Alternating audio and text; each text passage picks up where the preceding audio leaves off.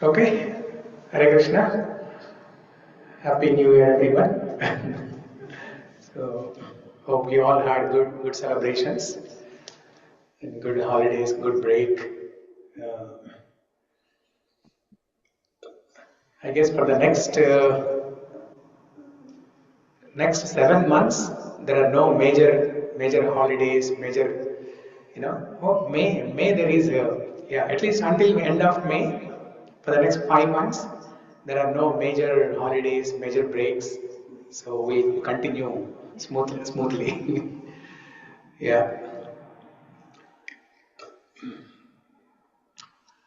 We'll recite the shlokas first, and then as people join, we'll start our discussion.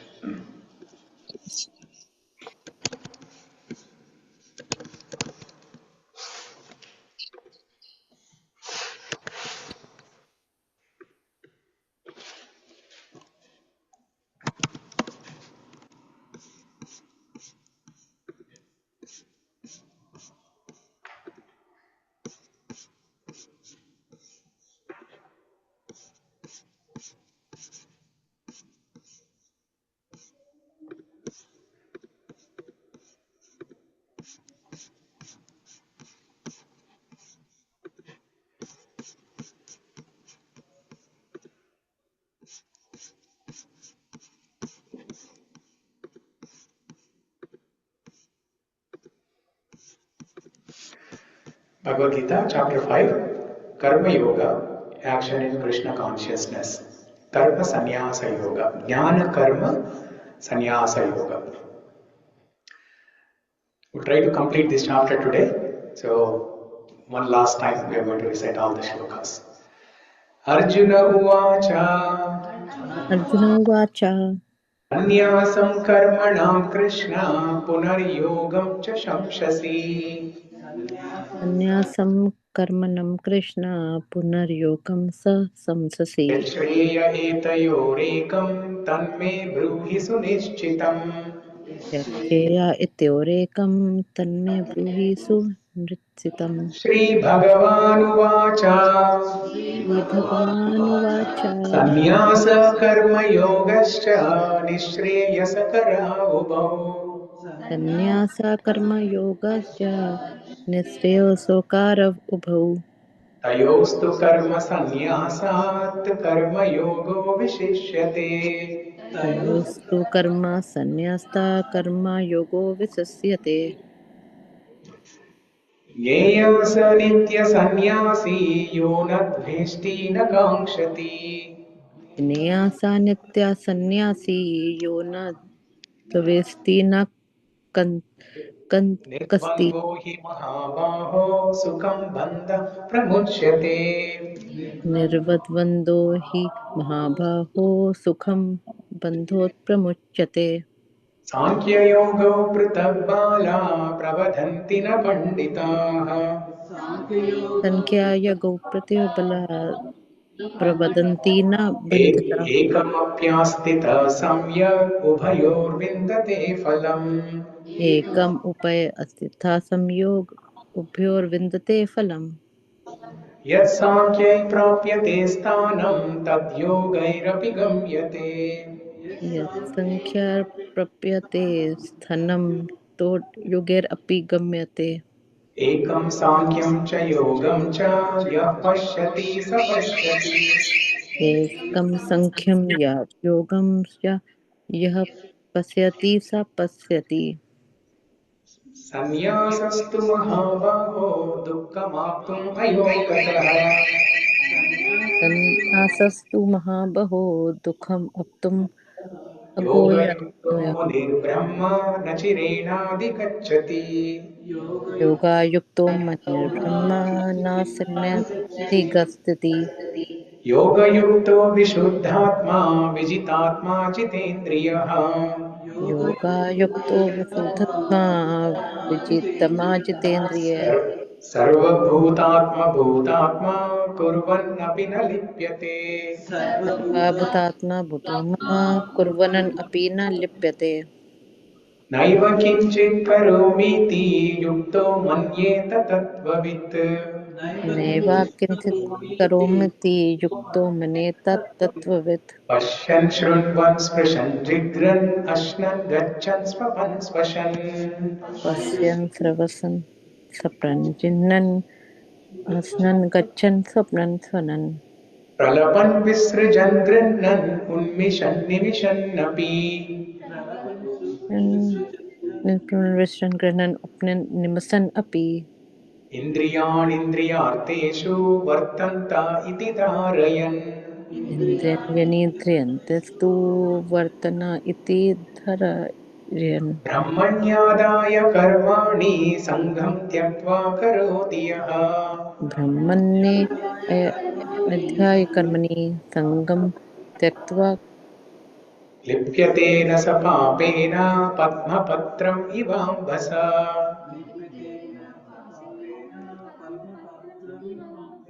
कायेन मनसा बुद्ध्या केवलैरिन्द्रियैरपि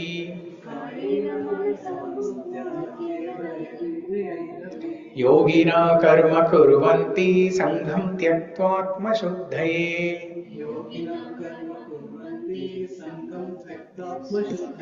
युक्तकर्मा फलं त्यक्त्वा शान्तिमाप्नोति नैष्ठिकीम्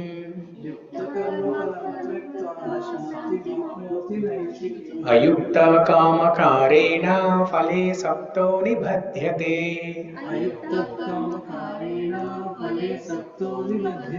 सर्वकर्माणि मनसा सन्न्यस्यास्ते सुखं वशी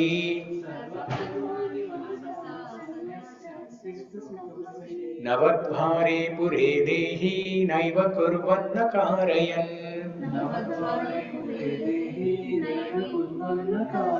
न कर्तृत्वं न कर्माणि लोकस्य सृजति प्रभु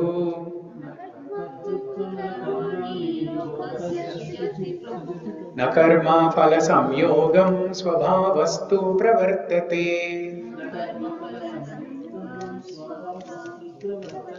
नादत्ते कस्यचित् पापं न चैव सुकृतं विभुः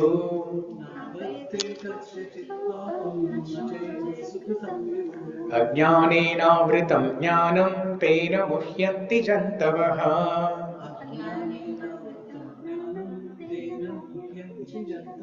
ज्ञानेन तु तदज्ञानं येषां नाशितमात्मनः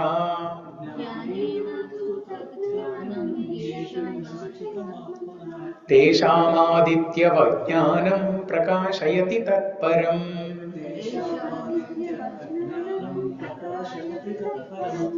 तद्बुद्धयस्तदात्मानस्तन्निष्ठास्तत्परायणः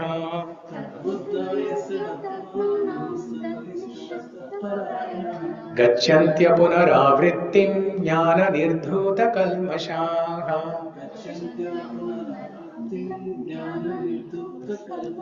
विद्याविनयसम्पन्ने ब्राह्मणे गविहस्तिनि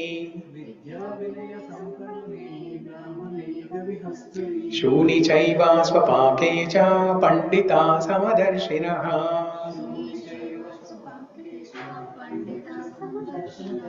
इहैव तैर्जितः सर्गो येषां साम्ये स्थितं मनः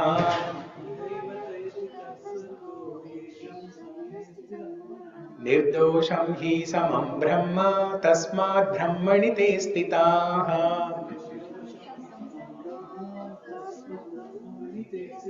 न प्रहृष्येत् प्रियं प्राप्य नोद्विजेत् प्राप्य चाप्रियम्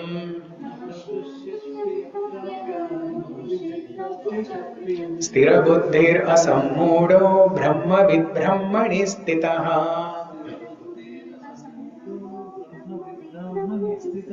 बाह्यस्पर्शेव सत्तात्मा विन्दत्यात्मनि यत् सुखम्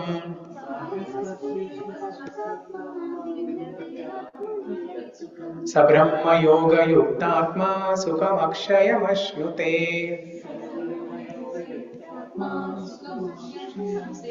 ये हि संपर्शजा भोगा दुःखयोनय एव ते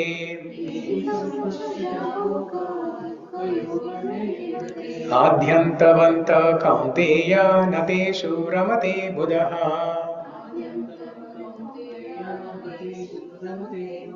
शक्नोति हैव यः सोढुं प्राक्शरीरा विमोक्षणात्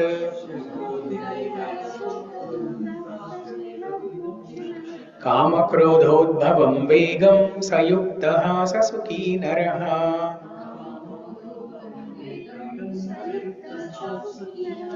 योऽन्तः सुखोऽन्तरारामस्तथान्तर्ज्योतिरेव यः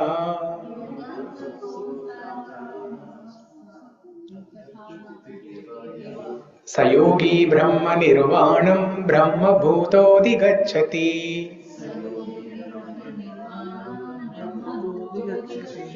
लभन्ते ब्रह्मनिर्वाणं ऋषयः क्षीणकल्मषाः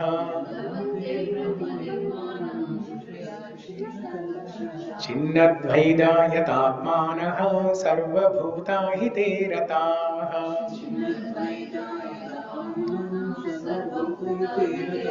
कामक्रोधविमुक्तानां यतीनां यतचेतसाम्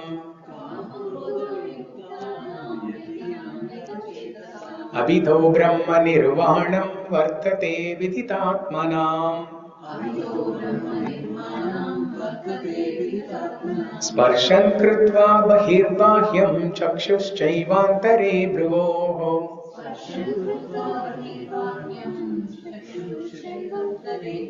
प्राणापानौ समौ कृत्वा नासाभ्यन्तरचारिणौ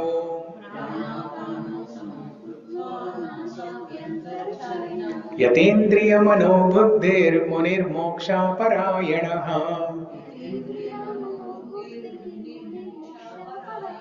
विगतेच्छा भयक्रोधो यः सदा मुक्त एव सः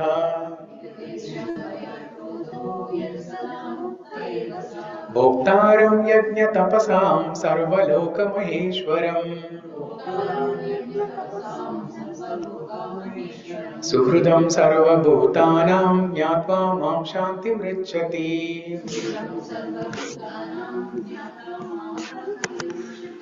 ओम तत्सदिति श्रीमद्भगवद्गीतासु उपनिषत्सु ब्रह्मविद्यायां योगशास्त्रे श्रीकृष्णार्जुन संवादे ज्ञानकर्मसन्न्यासयोगो नाम तृतीयोऽध्यायः। पंचमोऽध्यायः।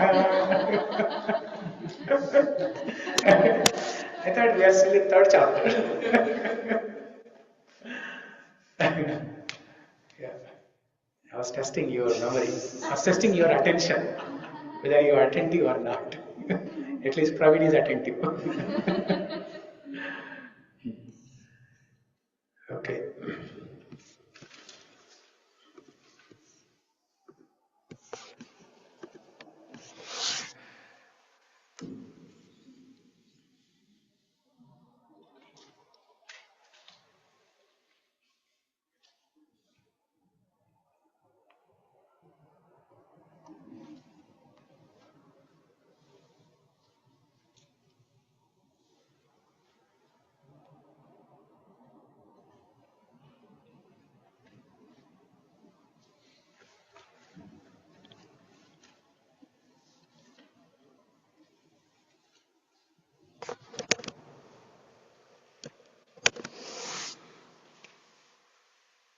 Okay. So today we'll try to complete this chapter. But before that, let's talk a little bit about New Year, the mood of New Year, or the mood of holidays, and the mood of desires of people. What kind of desires people have. One question. Yeah. Last time complete up to 23 only, right? 24. 24 we have to start. 24 we have to start? Yeah. Huh? Last one, right? No. We finished the chapter, right? Yeah, we'll start from 24. Yeah.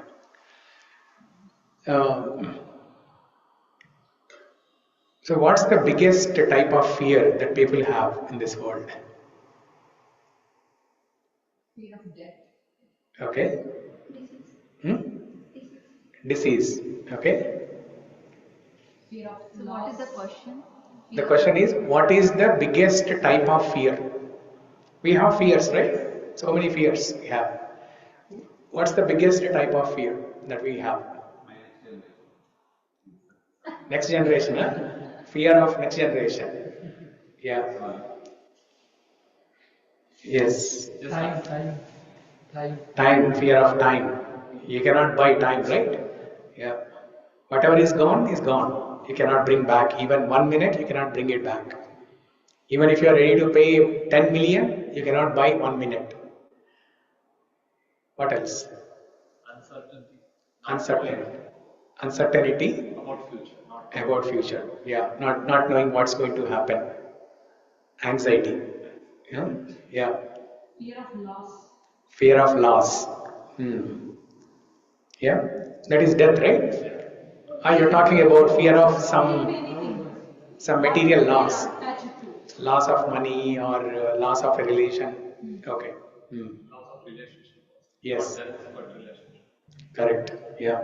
What else? Fear of understanding us himself is, I feel. Fear of understanding of ourselves. Fear of understanding It's not a ourselves. generic term, but I feel like understanding is also ourself is also a fear, like Prabhuji. Like our purpose. Our purpose. Not about the purpose, the fear of understanding Identity. Identity. Identity. The surroundings. We don't understand. Identity crisis. We have identity crisis. Fear of identity. Yeah. What else? Fear of calamities also. Fear of surroundings. Online? Venugopal? Fear of change. Fear of change. Very good. Venugopal, what do you think is the biggest type of fear? Okay, I can tell from my perspective, my fear is, even though I am listening, but whether I am able to go back to Godhead or not. That is my fear. Whether you are able to go back to spiritual world or not. Okay. In this lifetime, right? Eventually you will be able to. Okay. Yeah. Eventually everybody will go back to Godhead. But your fear is, will you be able to go back to Godhead in this lifetime or not? Okay. Yeah. Good. Very nice fear you have. Fear of the obstacles which will come into our spiritual path. Fear of obstacles that come in our spiritual path. Okay. Pooja, what do you think is the most dangerous type of fear? I'm afraid of getting old and getting sick. Getting old, getting sick. Yes. In fact, getting old and getting sick, diseases, as Mahi also mentioned, is more dangerous than the type of, than the fear of death. Yes. Because Yes. death is certain. We don't know how. Death is certain, Suffering. yes. Death is certain, and Yeah. at the time of death, we don't know. Even though Shastras describe that the pain at the time of death is equivalent to the bite of 14,000 scorpions biting at the same time together.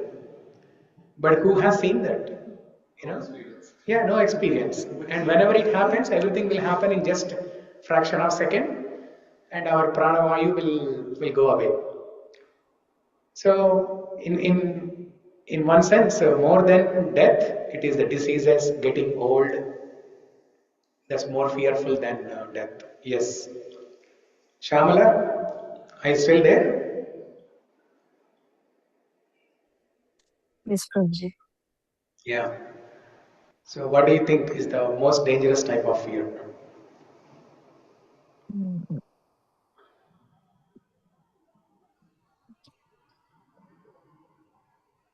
Forgetting Bhakti. Forgetting Bhakti, forgetting God. Very good. Nice. Very nice. Very nice. Forgetting God. Yeah, because it's very easy to get attracted to so many material things in the world and forget God. Yes, very good. Munmun and Siri, you want to say something? Yes, Prabhuji, I want to say that now I think in this way also that the karma that I do, that I get birth, the next birth that I get, so that get into the family where I get this again, the path should continue. It should not break. So this type of also, this fear also comes to me, that whether this bhakti goes with me in the next life or not, or it depends on the karma or bhakti I do. So many things, it's like that. Actually, whether this, the path that I've continued will continue with me in the next life or not. Exactly, the obstacles in the spiritual life. All those, Yeah. so many things, like this. Fear, so many, fear, because we are living, and we, with the spiritual life, we have a, the worldly life also. So both connected sometimes. Yeah. Mm. Please answer, Yeah. find, yeah, meaningful.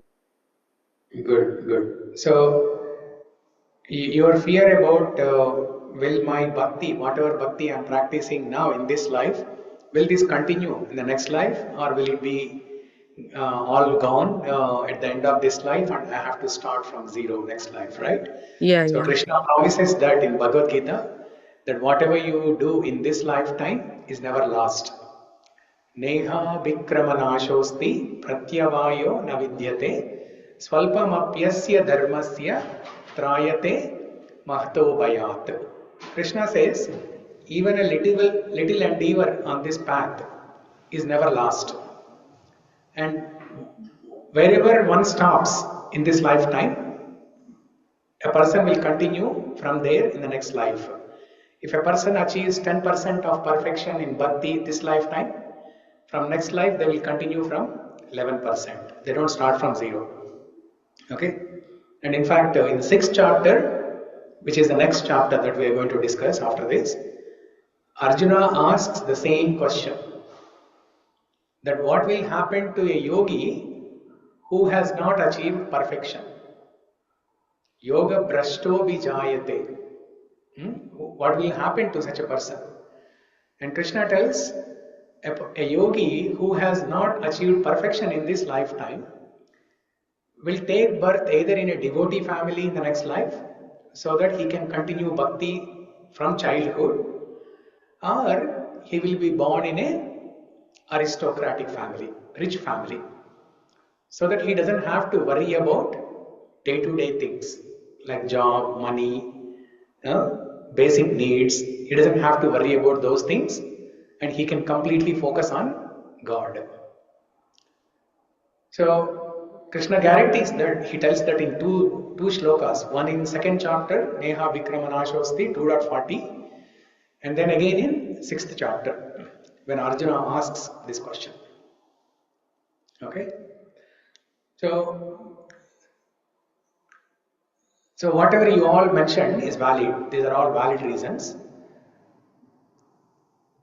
But if you look at what's happening in today's society, practically, the biggest type of fear people have is what is called as FOMO.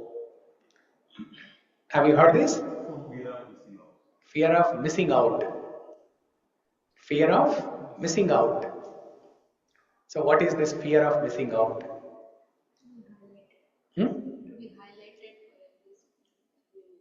No. Other person is doing, am I not doing that? Yes, very good. Somebody else is doing, I am not doing. If I am not doing, I am missing something. Every person has this fear of missing out. Everyone's in Marathon running. The classic example is Kumbh Mela that happened last year.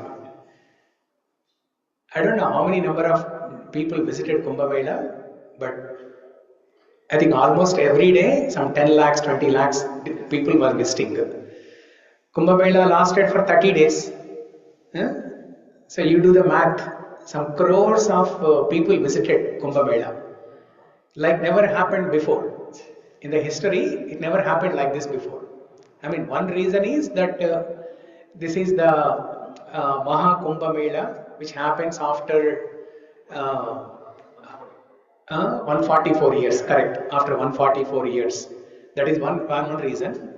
But more than that, the biggest reason why Kumbh Mela saw so much of crowd is because of social media and because of this FOMO, fear of missing out. They see something on social media, on YouTube or Instagram, and they see that everybody is going and visiting, and they are taking a dip in the Trivedi Sangamam. So when you watch that, you will think that if I don't go, I'm missing something. Fear of missing out. I mean, the Kumbh Mela example is a good type of fear that one can have. But if you look at what's happening in today's society, right, especially during vacation time, during holidays time and vacation time, we just finished vacations, series of vacations, Thanksgiving, Christmas, New Year, series of vacations. I mean, even before Thanksgiving, there was Diwali, Dasara, so many festivals. Like last 2-3 months, series of festivals. And people do many things. They go out to vacations, they party, they do so many things, right? Why do they do that? Fear of missing out. Fear of missing out. They see pictures of their friends gathering and celebrating, and if I am not doing that, I am missing something. They see pictures of friends going on vacation. If I don't go, I am missing something. So it's an imitational thing. Whatever we are doing, it's imitation, purely based on imitations, copying. We have become expert copycats. So in 3rd chapter, when we were discussing Karma Yoga, there was a nice shloka where Krishna says, Swadharme nidanam shreya paradharmo bhayavagaha. Paradharme Swadharme nidanam shreya paradharmo bhayavagaha. So basically in that line, in that shloka, Krishna says that it is best to perform one's own duty imperfectly rather than copying someone else's beauty perfectly. In the pursuit of performing your own duty, even if there are mistakes, even if there are failures, it is okay, it is perfect to do your own duty rather than copying someone else's behavior, someone else's work, someone else's duty and doing that perfectly. Because then you are called a copycat. You are not showing your own attitude, your own inclination. You are not expressing your own guna. You are not expressing your own quality, behavior.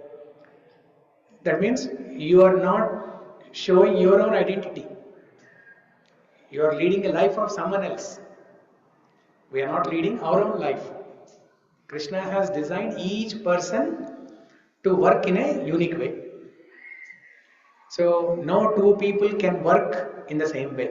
No two people will look the same, and no two people will work the same way. Even the twins who were born with a difference of fraction of second, with a few seconds, they behave differently. They work differently. Their attitudes, qualities, behavior, everything is different. So if we are not doing that and copying someone else's behavior or someone else's habits, someone else's work, we are not leading our own life. And Krishna is not happy with that. So fear of missing out is the biggest fear that is chasing everybody, practically in day-to-day life. Whether it is vacations, parties, gatherings, or at workplace also, right? At workplace also, if somebody, let's say in a team of 10 people, if a few people are trying to do something to impress the boss so that they can get a good rating in appraisal and good hike, good stock options, bonus, all those things. And if we are also copying that, that's not good. So you know your own limits and you work according to that. Don't stretch. So this fear of missing out can be seen in every walk of our life. Okay, not only just the party vacations, but in every walk of our life, even children also, right? Fear of missing out is there in children also. Every jiva. So, and the reason why we have this fear, the fear of missing out is, so what exactly does it mean, by the way? Fear of missing out. What are we missing? We have a fear of missing something, but what is that missing element? Happiness, yes. If I don't join that party, if I don't go on vacation like how my friend went, I'm missing happiness. I'm missing happiness. So this fear of missing out, FOMO, will be there because we are trying to find happiness in the external objects. And the reason why I have been saying all this is because the last shloka number 23, where we stopped 2 weeks ago, in that shloka, Krishna explains the symptoms of a self-realized person. A self-realized person seeks happiness within. He seeks happiness within. Krishna is Atma Rama, we are also Atma Rama. As a part and parcel of Krishna, we are also Atma Rama. Atma Rama means you are self-satisfied, you are happy within. Yeah? So as a part and parcel of Krishna, we are also Atma Rama. So you can find happiness within. There is a storehouse of happiness within. And by ignoring that, not knowing the address of that storehouse, we are going to every other store. We are going to every other store to find happiness. We are going to every other place to find happiness. We are going after every other person to find happiness. So from that shloka 5.23, we have to get some inspiration to find happiness within. So whoever reads Bhagavad Gita or Bhagavatam or Ramayana, it is guaranteed to find happiness within. It is guaranteed to find happiness within. You can try, you can experiment this for 1 year and see by yourself. You don't have to read like 1 hour every day. If possible, you read 1 hour, but if not, 10-15 minutes of reading is more than enough to give you happiness for that day. So like that, you can build on. Start with 10-15 minutes every day, and then you can slowly build on that. 15 minutes can increase to 30 minutes. 30 minutes can increase to 1 year, like that. So cultivate this habit of reading Bhagavatam, Ramayana, Bhagavad Gita anyway we are discussing in the class, and you must be reading at home also. So in addition to that, cultivate the habit of reading other scriptures. Krishna has designed this Kali-yuga in that way, so in that way, because of that people are trying to find happiness outside. Like why this Kali-yuga is like that, and why people are want to try to get the happiness outside. The design itself is like that, Prabhuji. It is designed in such a way by Krishna only, that is true. And why did Krishna design Kali Yuga like this? Because from previous Yuga, Dwapara Yuga, Dharma has been declining. And if you compare Dwapara Yuga with the Treta Yuga, from Treta Yuga to Dwapara Yuga, Dharma has declined. And from Satya Yuga to Treta Yuga, Dharma has declined. So Krishna knows that with age, with time, Dharma declines. So it is not a programming that Krishna has done that things will work like this. So Krishna knows what's going to happen. Vedanam sarva-vedos. Krishna tells in Bhagavad Gita 7th chapter, I know past, present and future. So Krishna knows what's going to happen in future, how people will behave, what will be the activities of people. Krishna knows everything. So based on that, we have 4 yugas like this. Yeah.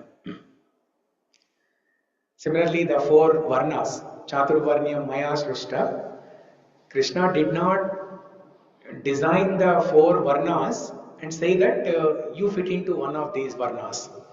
Krishna designed the 4 varnas, Brahmana, Kshatriya, Vaishya, Shudra, based on how people will act, based on what qualities people will have, based on guna and karma. Guna and karma. It is not like first Krishna designed something and then we are fitting into something. No. According to our nature, Krishna has designed those 4 varnas. Yeah. So, okay.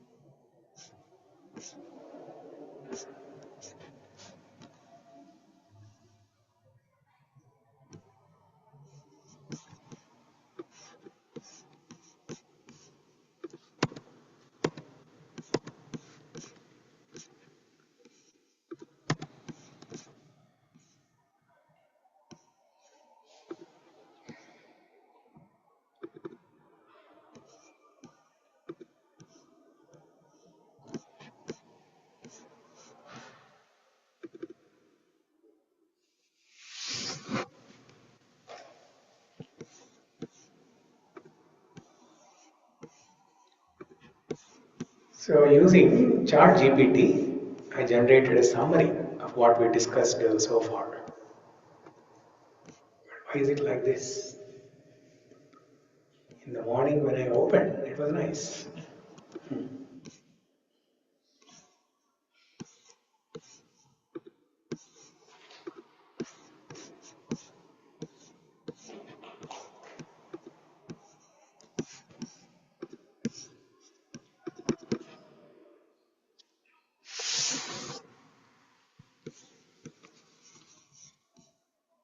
I think some fonts got messed up.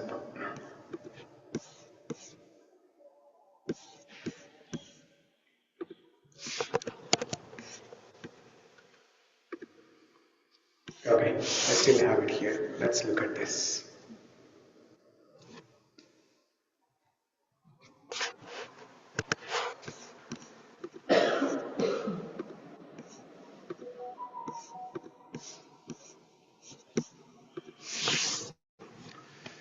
Okay, so let's have a quick summary of chapter 5, so what we have discussed so far, and then we'll come to today's shloka. So these are the different sections of chapter 5. The chapter 5 begins with Arjuna's doubt. Okay, and this is how the entire Bhagavad Gita flows. Arjuna expresses his doubt in the beginning of every chapter. The same question he asks in a twisted and turned fashion. Okay, starting from first chapter onwards till 18th chapter, he will ask the same question. After hearing the summary of Bhagavad Gita in second chapter, after hearing about Karma Yoga in chapter 3, after hearing about transcendental knowledge, chapter 4, in chapter 5 beginning, Arjuna asks again, "O Krishna, if you think renunciation is better, why do you want me to engage in this ghastly warfare?" He actually pushed us. Huh? It's not just asking, he's actually challenging. Yeah, he's actually challenging Krishna. So Krishna could have given a straightforward answer, saying that don't renounce things artificially, just work. But there are two things that happened, right? One is, you can say Arjuna was challenging Krishna. Another thing is, when you don't want to do something, right?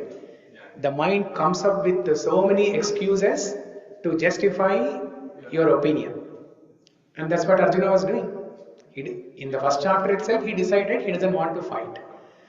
So his mind is coming up with all these questions that whatever he has decided in chapter 1 is correct. He is justifying his decision with all these questions. So here also Arjuna asks, if renunciation is better, why do you want me to fight? Why should I even work? Why should I perform karma? Then Krishna explains, and Arjuna asks, in other words, Arjuna asks, what is better, renunciation or work? What is better? Then Krishna tells that both are equivalent, renunciation and working without attachment to the results. Both are equivalent. Renunciation means not doing anything. A yogi or a sannyasi who has renounced everything, the material life, and not doing anything at all. No devotional work, nothing. Somebody has gone to forest, Himalayas, and taken a renounced order of life. The result of such life is equivalent to the result of one performing work without attachment to the results. Both are equivalent. But Krishna says, but working without attachment is better and it is easy. It's better and it's easy. Because in this Kali Yuga, in this material world, we cannot sit idle. Even if you go to Himalayas, you cannot sit idle. See, if you ask a person in a village, what is your goal? What will he say? Day-to-day performing that much work. The one is where he is staying, whatever the minimum requirements he is required, he will think about that only, that much only. If he thinks like that, that's good. But they don't think like that. What you are saying is the ideal situation, but it doesn't work like that. They don't think like that. A person in a village, if you ask him, what is your goal? He will say, I want to go to Hyderabad, Chennai, Bangalore, Mumbai. I want to go to a city and earn good income. Now you go to a person in one of these cities, Hyderabad, and ask, what is your goal? What will they say? USA. If you go to Kerala and ask, Trivandrum, Dubai. Their goal is to go to Dubai.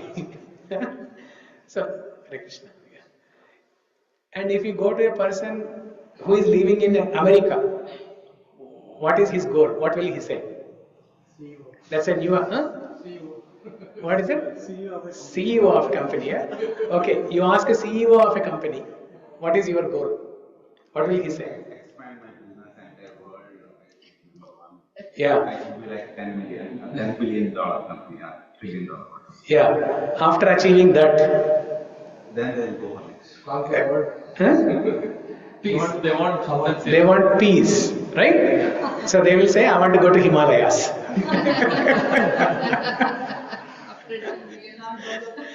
And you go to Himalayas and ask a person, what will he say? Go to Krishna, Shiva's. Again, that is ideal. If he says like that, that is good. But they don't say like that. If you go to Himalayas and ask a person, he will say, I wish I can go to New York.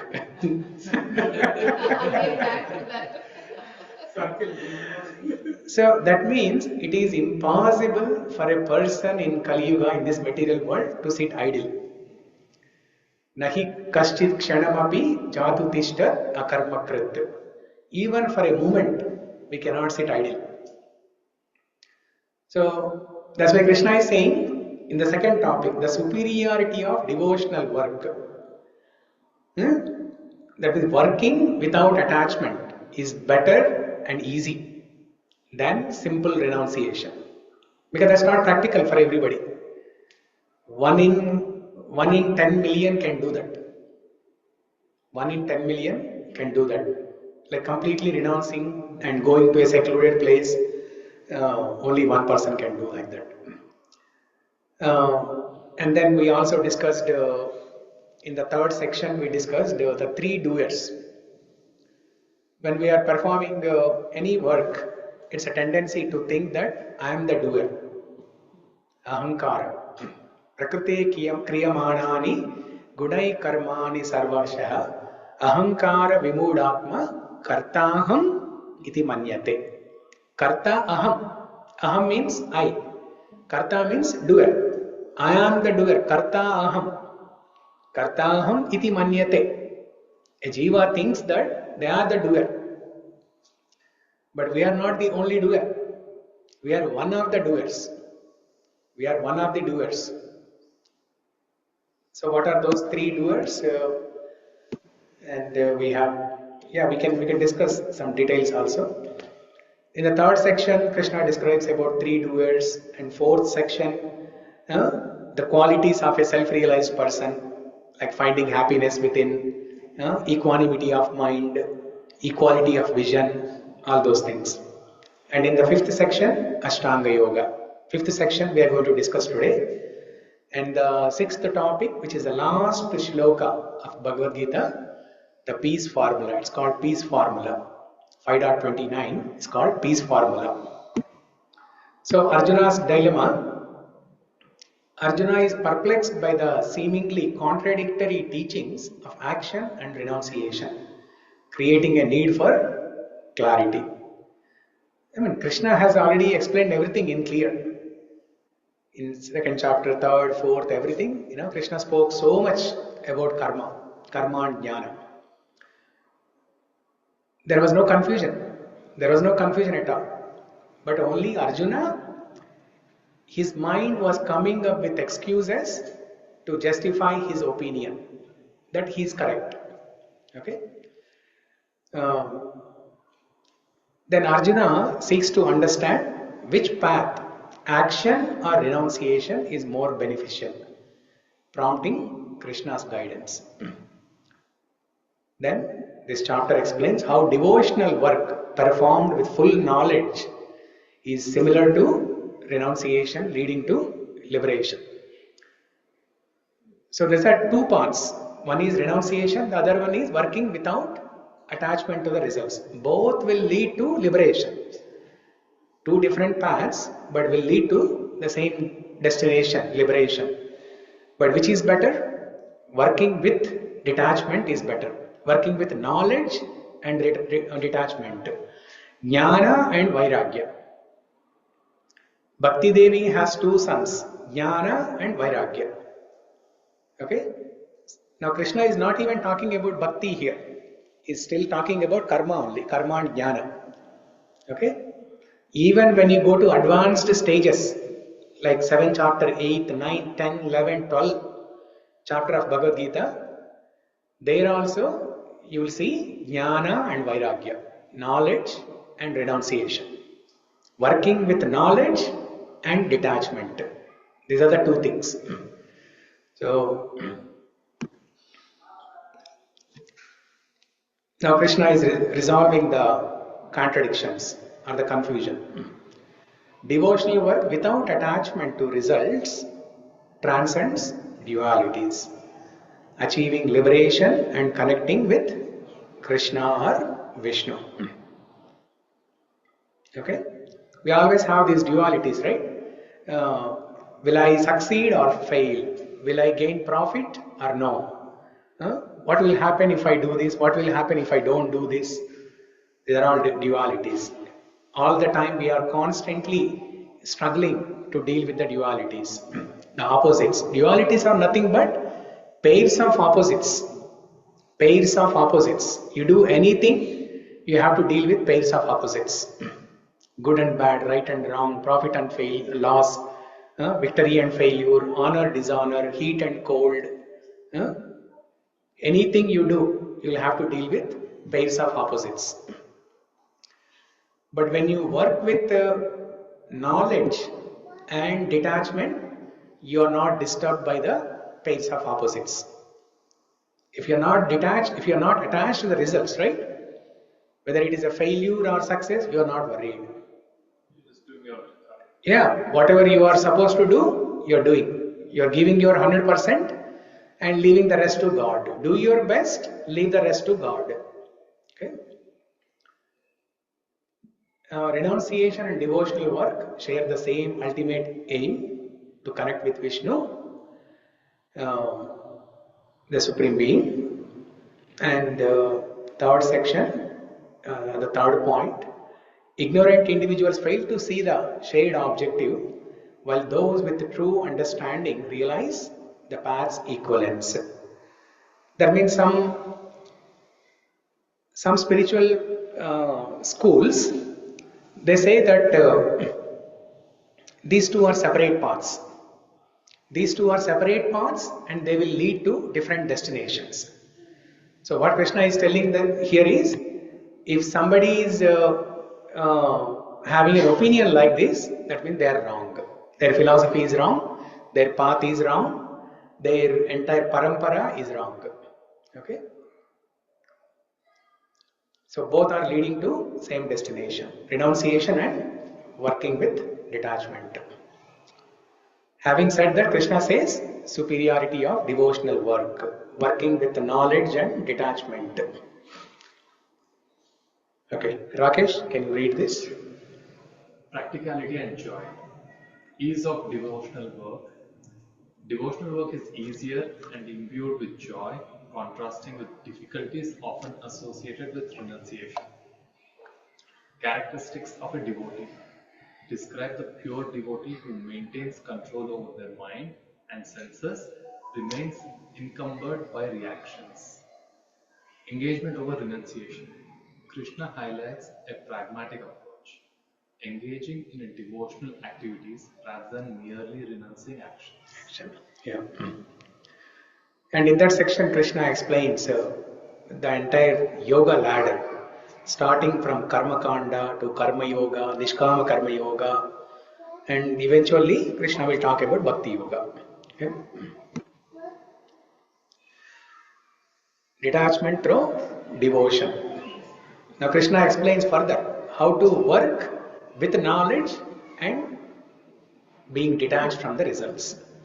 And he gives an analogy of a lotus, Padma Patram Ivambasa. Just like how a lotus, even though staying in the muddy pool, is not attached by the contamination of the mud. And the lotus always remains fresh, very fragrant, very beautiful. It's not attached by the mud. Similarly, a person who is working in the material world, he should work in such a fashion that he is not bound by any karmic reactions. He is not bound by any karmic reactions. Because anything that we do in the material world, there is a reaction. Now, how can we work so that there is no karmic reaction?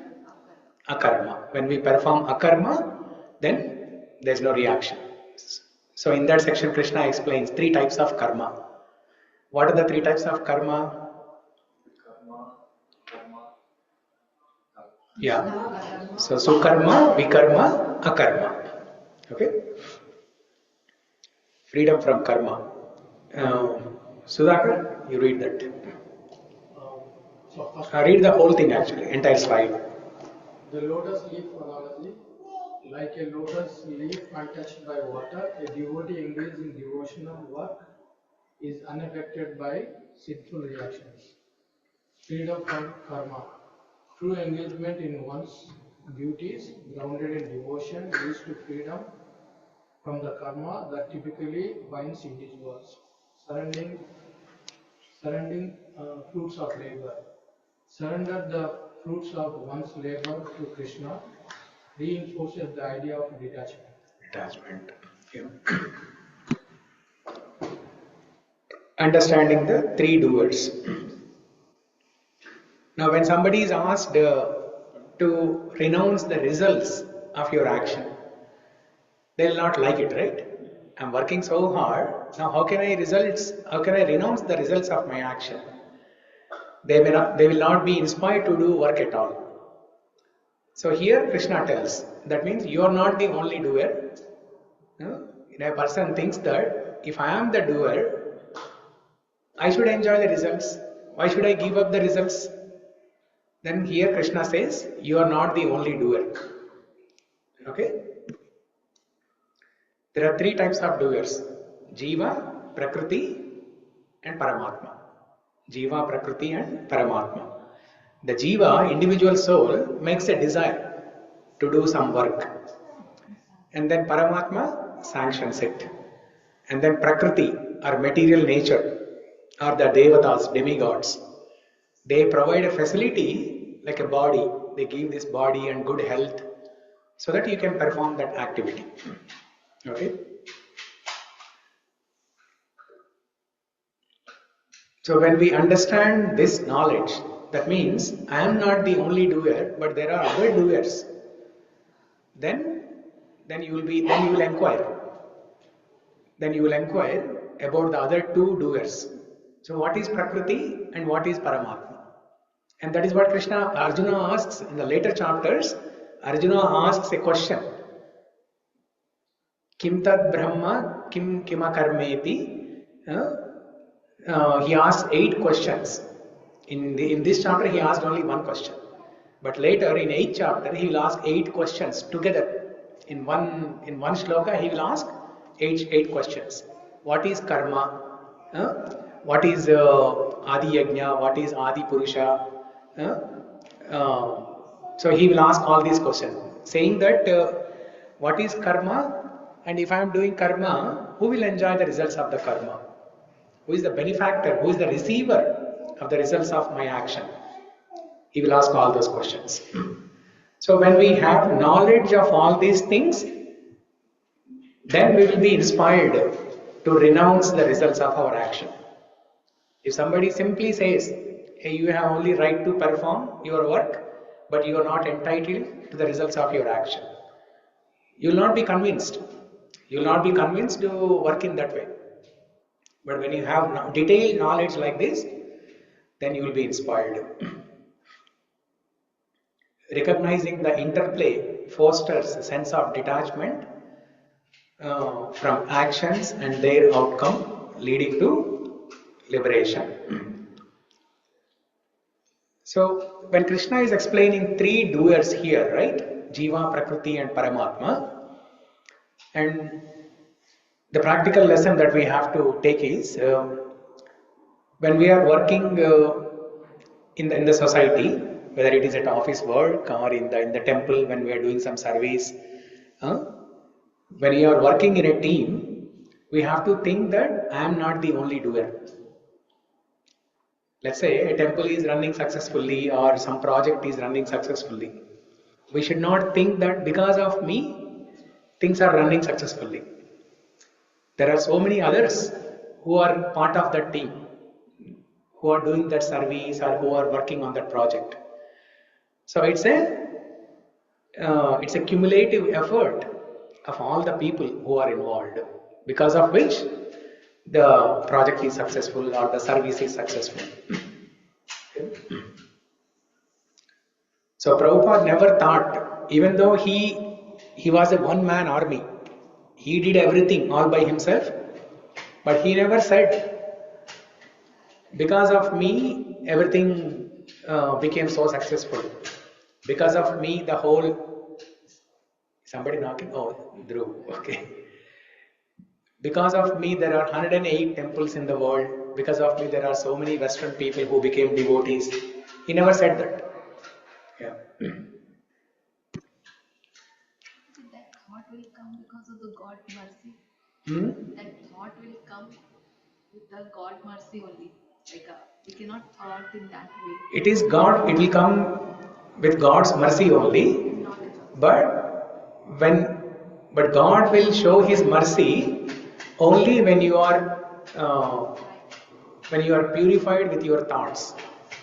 If you have a mentality of doership, if you have a mentality of enjoyership, if you have a mentality of controllership, then God will not show mercy. That purity will come based on the Guru. Yes. Yeah. So Prabhupada, he accepted his guru's words like golden words. Okay. He wanted to fulfill his guru's words. And he came to America and he started this movement. He was able to attract Western devotees. And then Krishna showed his mercy. Yeah. So Prabhupada never thought he is the doer. Prabhupada never thought he is the controller. When he was sailing in the boat in Jaladuta, in the ocean, right? Prabhupada prayed to Krishna that I am like a puppet in your hands. So you make me dance the way you want me to dance. I don't know what I am going to do there because I don't know anyone.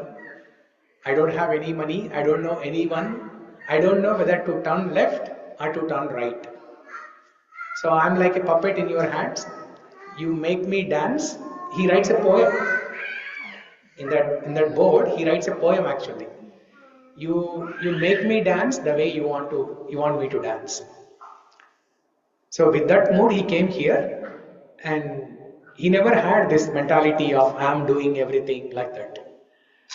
So that's why Krishna showed his mercy, and within 10 years Prabhupada did so many magics.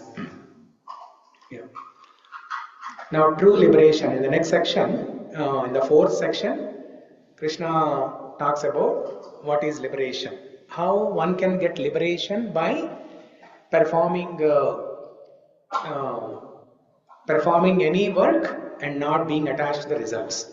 Okay? Praveen, can you read this? True liberation. Detachment from the body. Liberation comes from detaching from the body and its actions, allowing navigation without material consequences. Anchoring in Krishna. When intelligence, mind, faith, and refuge are firmly anchored in Krishna, one becomes cleansed of impurities. Equal vision. The ability to see all beings with an equal vision, recognizing the spirit soul within each, is key to purification. Yeah. So, liberation comes from detaching from the body and its actions, allowing navigation without material consequences. And then further Krishna explains the symptoms of a person who is working like this. Symptoms of a self-realized person who is working without attachment to the results. So such a person, he has equality of vision. Pandita samadarshinaha. What is that shloka? 5.18. What is that shloka? Pandita samadarshinaha. Equality of vision. Dog eater and disease. What is the shloka? Vidya vinaya sampanne brahmane gavihastini shuni chaiva swapakecha pandita samadarshinaha. A learned person, vidya vinaya sampanne, a learned person, he has a humility. Vinaya, he has humility, and he considers a brahmana, a chandala, an elephant, a cow, a dog, all as equal. He has this equality of vision because he sees Paramatma in everyone.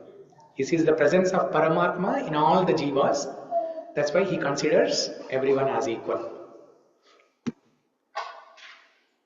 Now here in the next section, Krishna describes the further qualities or symptoms of a self-realized person.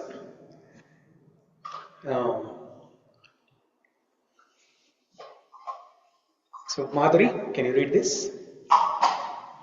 Transcendence of duality, unaffected by dualities. Self-realized individuals remain unaffected by pleasure and pain, joy and sorrow, seeing them as transient experiences. Relationship with Supreme. Profound understanding of the relationship between the individual soul and the Supreme. Inner joy. Cultivate inner joy that arises from the spiritual realization, providing lasting satisfaction. Yeah. So this is where we stopped, right? Inner joy, 5.23. seeking happiness within. This is where we stopped. When you feel some connection with the Supreme in your mind, in your heart, then you can find happiness within. So here Krishna is talking about meditation. Meditation, Sudhakar likes meditation. See, in Bhagavad Gita, Krishna presents wide range of topics. Why? Because Krishna knows that there will be people like Sudhakar who will be interested in meditation, or there will be people like Mahi who will be interested in Bhakti, or there will be people like Subhash who are intellectual and who will be interested in knowledge, Sankhya Yoga. So like that, Krishna is catering to wide range of audience. So that's why he's saying a yogi who meditates on Paramatma within. The previous slokas were how a self-realized person, he sees Paramatma in everybody and considers everyone as equal. Now such a person, when he is meditating on Paramatma, he has a connection with Paramatma. So he feels joy within. Yeah. Now right now we don't have that connection. We know that there is Paramatma, we know that there is God, but we don't have a connection. That's why we're always hankering. The fear of missing out, FOMO. We started discussing about that in the beginning, right? FOMO. Why we have FOMO? We don't have connection within. Yeah. The actual FOMO that we should have is this FOMO. Fear of missing Bhagavan. Fear of missing this connection. Fear of missing happiness by not focusing on God within. As somebody said, right? I think Shamala, she said, fear of forgetting God. And someone else also said here. Fear of obstacles, that is one. Vedugopal said, fear of going to spiritual world in this life or not. Yeah. Will I be able to go to spiritual world in this life? So, yeah, if we turn towards God and connect with God, then we can find the happiness. So with that said, let's start discussing today's shloka.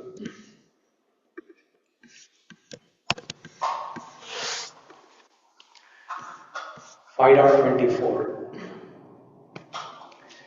Yonta sukontar aramas tadhantar jyotirevayah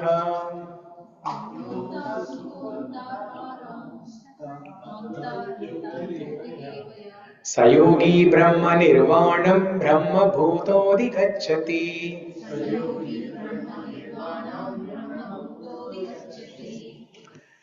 Yeah, one who anta sukha, happy from within, antar aramaha, actively enjoying within, tada, as well as anta jyoti, aiming within, eva, certainly, yeah, anyone, sa, he, yogi, a mystic, Brahma Nirvanam, liberation in the Supreme, Brahma Bhuta, being self-realized, Adhigacchati, attains.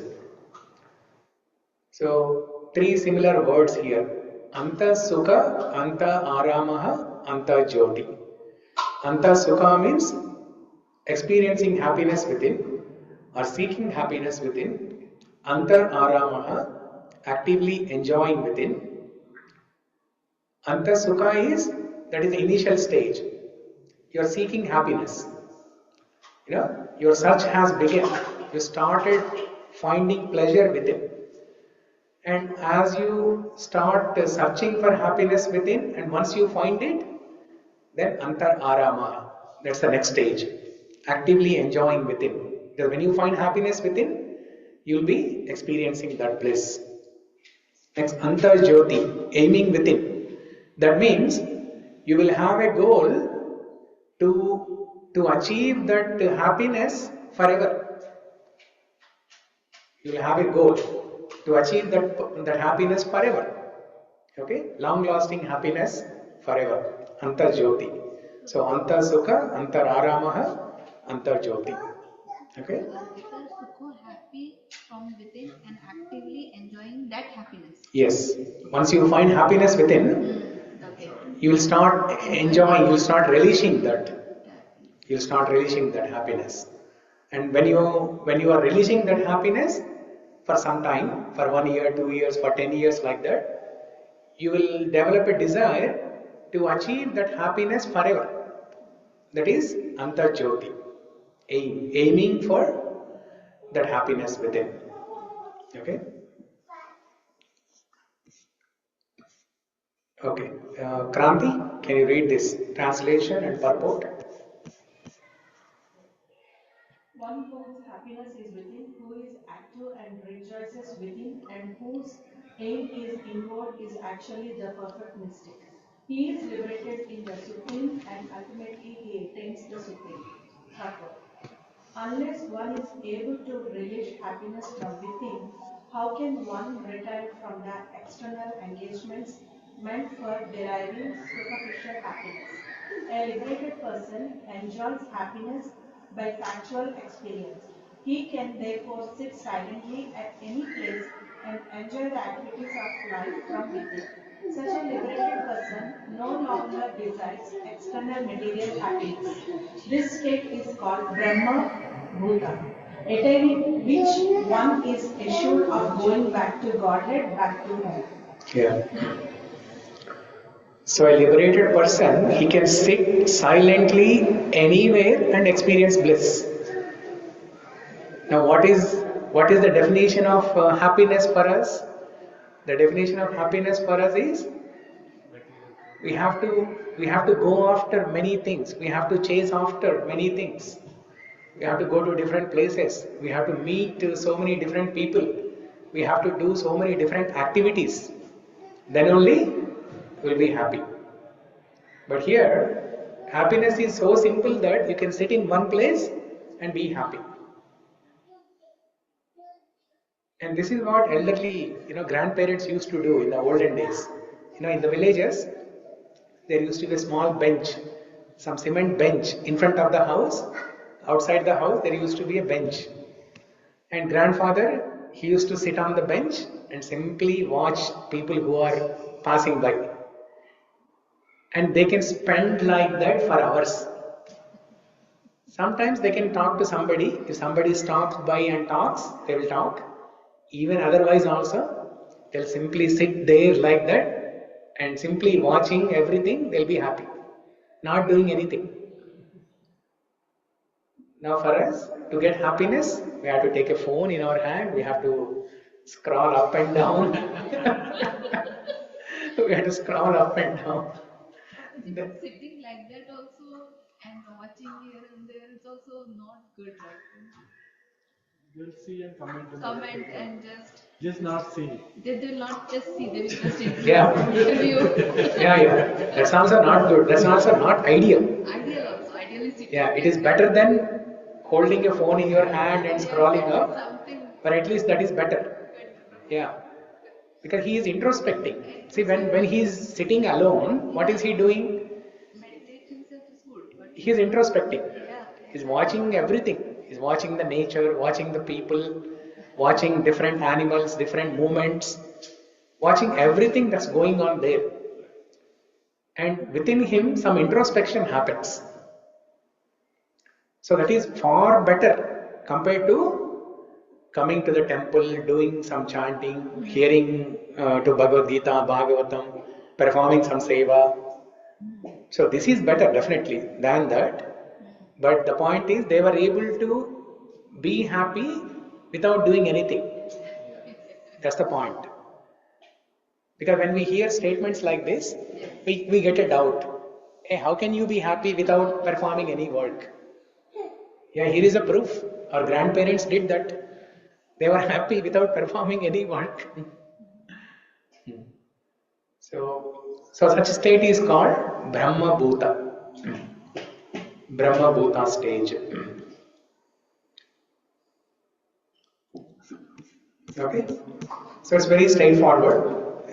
Does not require elaborate description on this. We'll go to the next one. 5.25. Labante Brahma Nirvanam Rishaya Kshina Kalmashaha.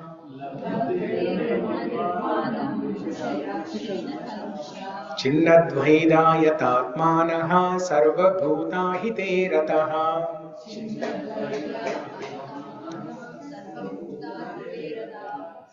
Labante, achieve. Brahma Nirvanam, liberation in the Supreme. Rishaya, those who are active within. That means the rishis. Okay.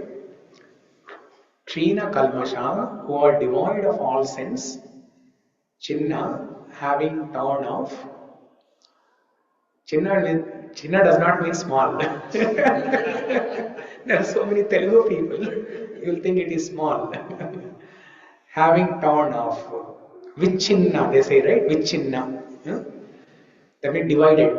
Having torn off, divided. Dvaida, duality. Yatatmanaha, engaged in self-realization. Yatatmanaha. You might have heard this word yati, right? Yati. The saintly people, sannyasis, they are called yatis. Okay? Yati. Yatatmanaha means engaged in self-realization. Those who have taken up sannyasa, renounced order of life. Sarva-bhūta, for all living entities. Hite, in welfare work. Rata, engaged. So in this shloka, Krishna is explaining what are the activities of self-realized people. People who have taken up sannyasa order of life. Even though they don't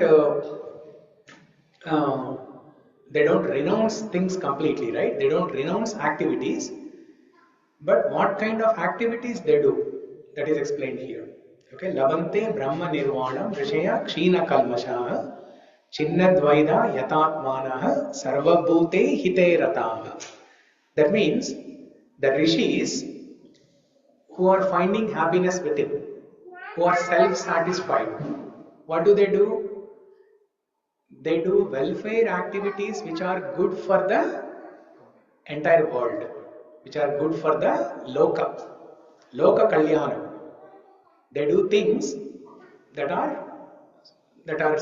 meant for loka kalyanam. They don't do things for themselves because they are self-satisfied. They don't need anything. They don't have any desires. So whatever they do is for loka kalyanam.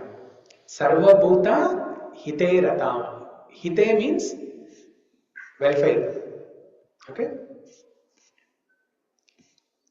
Okay. Prashant, can you read this? As those who are beyond the dualities that arise from thoughts, whose minds are engaged with it, who are always busy working for the welfare of all living beings, and who are free from all sins, achieve liberation in the Suhṛdaṁ. Yeah, read the purport also. Only a person who is fully in Krishna consciousness can be said to be engaged in welfare work of all living entities. When a person is actually in the knowledge that Krishna is the fountainhead of everything, yeah, then when he acts in that spirit, he acts for everyone.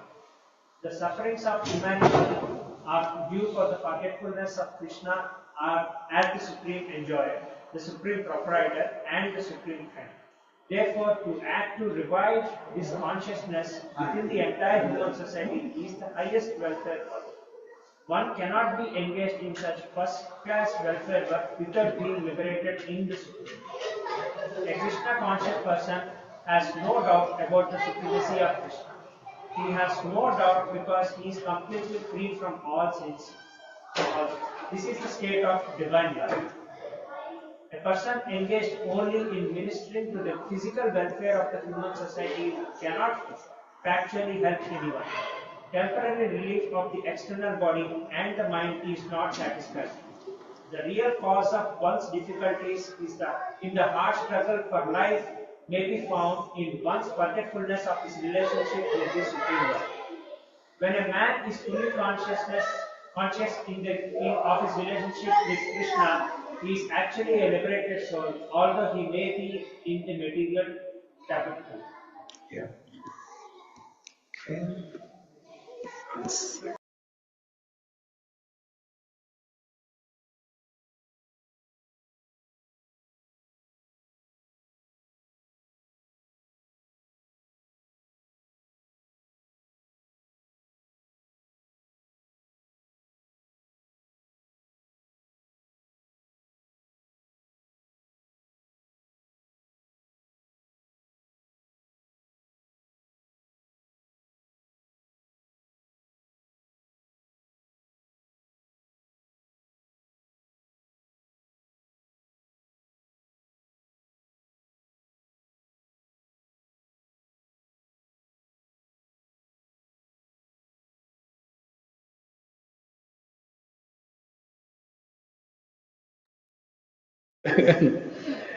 Yeah, fear of missing out. Don't meditate.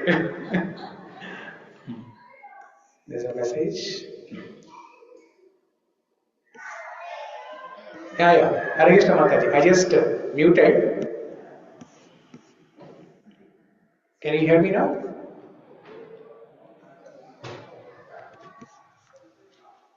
Yes.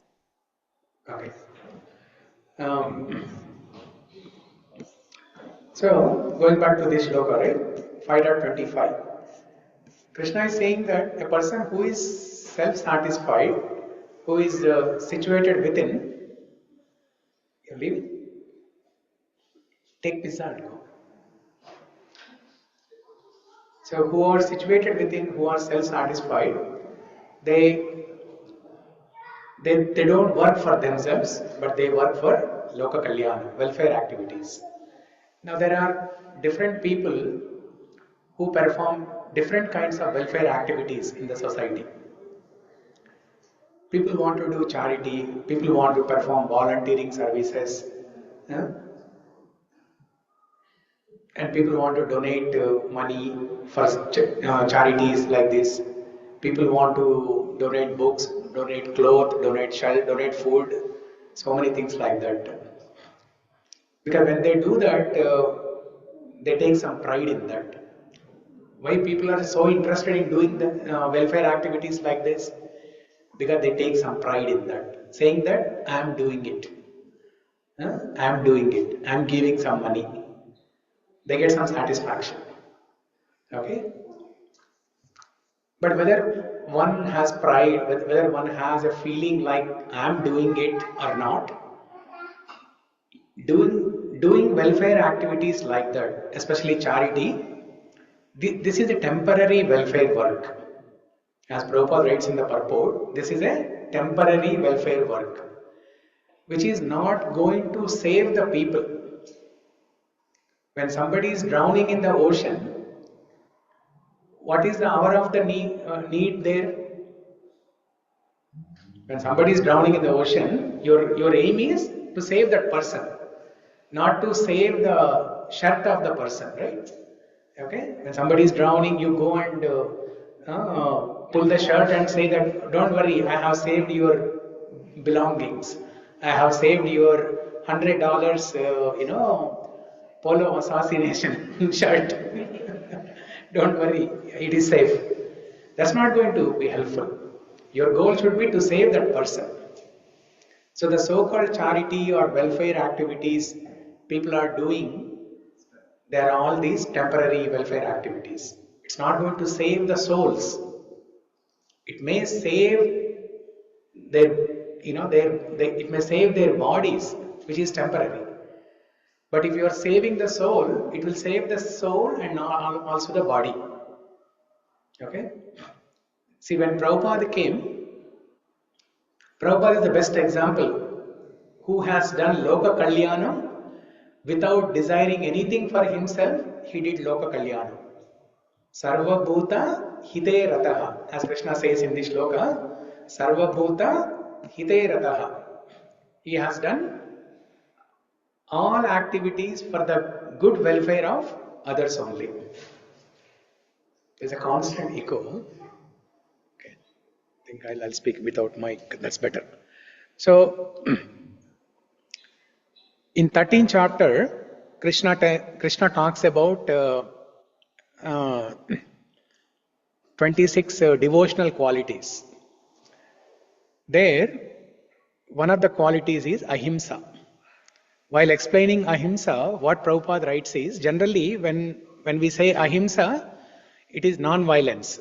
We think not killing anyone, not killing any animal, not killing any person is non-violence. That is our understanding, which is correct. But Prabhupada goes one level higher and gives the actual definition of non-violence, ahimsa. He says that if one is saving the soul of a person, then only you are doing ahimsa. If you are not saving the soul of another person, you are actually committing violence. You are actually committing violence. If you are not saving the soul of at least one person. See, we are obtaining this spiritual knowledge, and with this knowledge, we can save others, right? Sharing the knowledge. Sharing the knowledge. Everyone should become preacher. Prabhupada says everyone must preach. In whatever capacity you can, everyone must preach. So with your preaching and with your sharing of this knowledge, transcendental knowledge, if you are not saving, if you don't have compassion to save others, that means you are committing violence. It's as good as killing somebody. It's as good as taking a knife and stabbing somebody. So you may think, I'm not killing anybody, I'm not a criminal, I'm not a murderer, I'm not taking anyone's lives.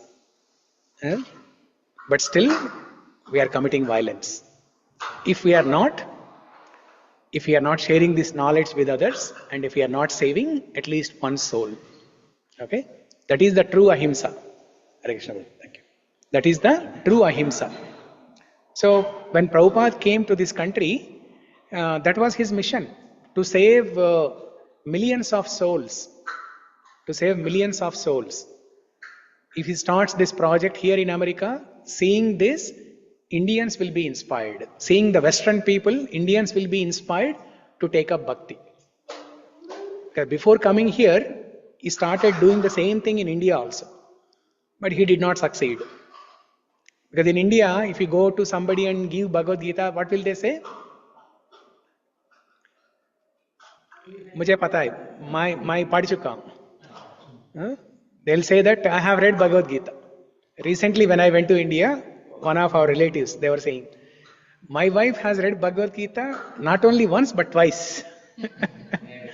Not only once but twice. So, their definition of reading Bhagavad Gita is just reading some bits and pieces, or reading some slokas and translations, that's all. Checklist. As a formality, they have read. Okay? But have they understood? That's the question, right? Have they understood and have they started implementing Bhagavad Gita in their life? That's the question. People think it's a 5,000-year-old, it is not applicable at this time. Yeah. My colleague used to say that. Yeah. He is, but it is not applicable. Yeah. And how much applicable this time? Yeah, yeah. Some people will have sentiment that only in death or they should not keep Bhagavad Gita at home. Yeah. If you keep Bhagavad Gita at home, it will lead to quarrels. Yeah. But what did Krishna say? What did Sanjaya say in Bhagavad Gita, last shloka, 18.78? Sanjaya said, Yatra Yogeshwara Krishno, Yatra Partho Dhanurdaraha, Tatra Shri Vijayo Bhutir, Dhruva Nitir, Matir Mama. Wherever there is Krishna and Arjuna, there is opulence, victory, morality, and extraordinary power. Wherever there is Krishna and Arjuna, where is that place, or which is that place where Krishna and Arjuna are present simultaneously? Bhagavad Gita. Wherever Bhagavad Gita is read, wherever Bhagavad Gita is spoken, wherever the book Bhagavad Gita is present, there is Krishna and Arjuna. And wherever there is Krishna and Arjuna, there is victory, opulence, morality, and extraordinary power. So, That means whoever said that if you keep Bhagavad Gita at home, that means they have not read Bhagavad Gita. They don't have any knowledge on Bhagavad Gita. So that's why Prabhupada tried in India, it did not work. Then he came to America. He wanted to save as many souls as possible. I mean, old man, 70 years old, he could have retired in India, he could have simply relaxed. He could sit on the cement bench and just watch people and be happy, not doing anything. He could be simply happy. But he was not like that. His actual work started when he was 70 years old. The actual hard work started what we are doing now. I mean, we are not even doing what Prabhupada has done, but the actual hard work, labor has done as Prabhupada started when he was 70 years. Thank you. Hare Krishna. We are the beneficiaries of this. Yeah.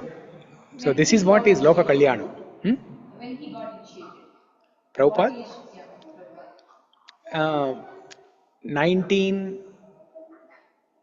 when he was about in the year of 1925 or 26, he got initiated.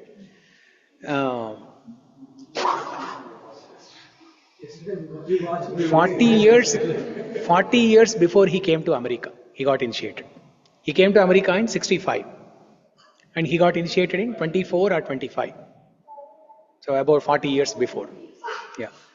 So for 40 years, he was thinking how to spread Krishna consciousness in India. How to spread Krishna's message, Bhagavad Gita, to as many people as he can. But it did not work. He was able to inspire few people, but not in a large scale. That's why he came to America. And see, look at his guru. How intelligent his guru was. Before Prabhupada tried for 40 years, and then Prabhupada figured out that it's not working. 40 years before only, his guru said, go to Western countries and preach. That means the guru was able to see what's going to happen. 40 years later, what's going to happen? The guru was able to see. Which Prabhupada, he just got initiated. He was starting his journey in Bhakti that time, right? He could not see that time.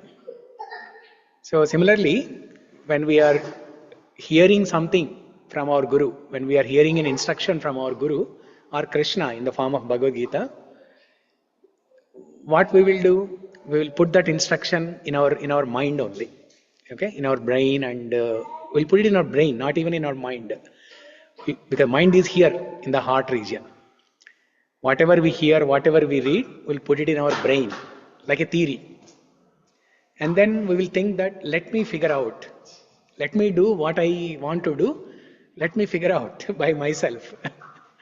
And then eventually we will fail and we'll come back, we'll open Bhagavad Gita again and we'll find the same instruction saying that if you do this, you will fail. By that time, 10 years already wasted. So,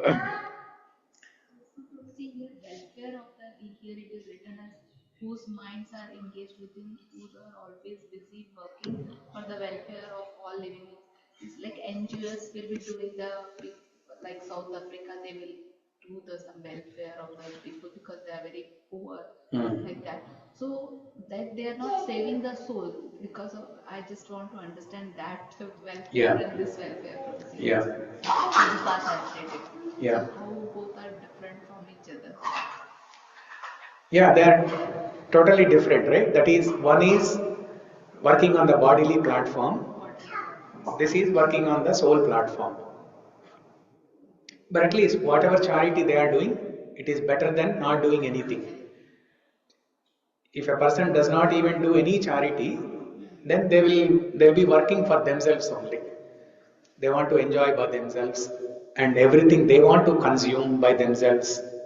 They'll become greedy. Instead of that, better doing some charity and working for the welfare of others. Even though it is temporary, at least that is better than not doing anything. Yeah.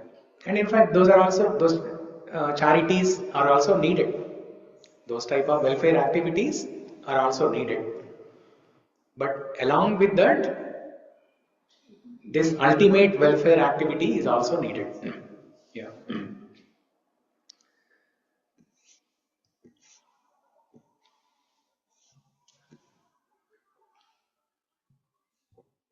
In Ishopanishad, there is a shloka, and the word that is used is Atmaha.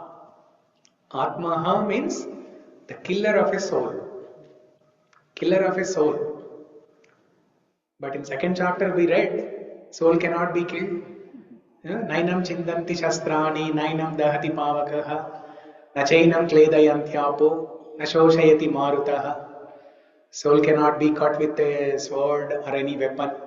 Soul cannot be moistured with water. Soul cannot be withered by wind.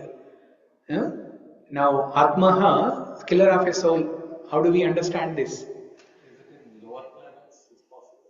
No. Killer of a soul means if we are not sharing this knowledge with anyone, if we are not saving the soul of others, that means we are a killer of the soul. Atmaha. Atmaha. The word Atmahatya, where does it come from? It comes from this word Atmaha, the killer of the soul. Now, why Atmahatya is killing the soul? It is not only killing the body, it's actually killing the soul also. How? Whoever is doing Atmahatya, the suicide, they are actually giving more suffering to the soul. Why will anybody want to commit suicide? Because there are some problems in life. And they will think that if they end their life, if they commit suicide, then all problems will end. And they will jump into some ocean and then commit suicide. But that is when the real suffering for the soul starts. When they commit suicide, for the next few years, let's say a person is given 80 years of life, but a person has committed suicide at the age of 40. So the remaining 40 years, that person will not have a body, there's no gross body, and it's a ghost form.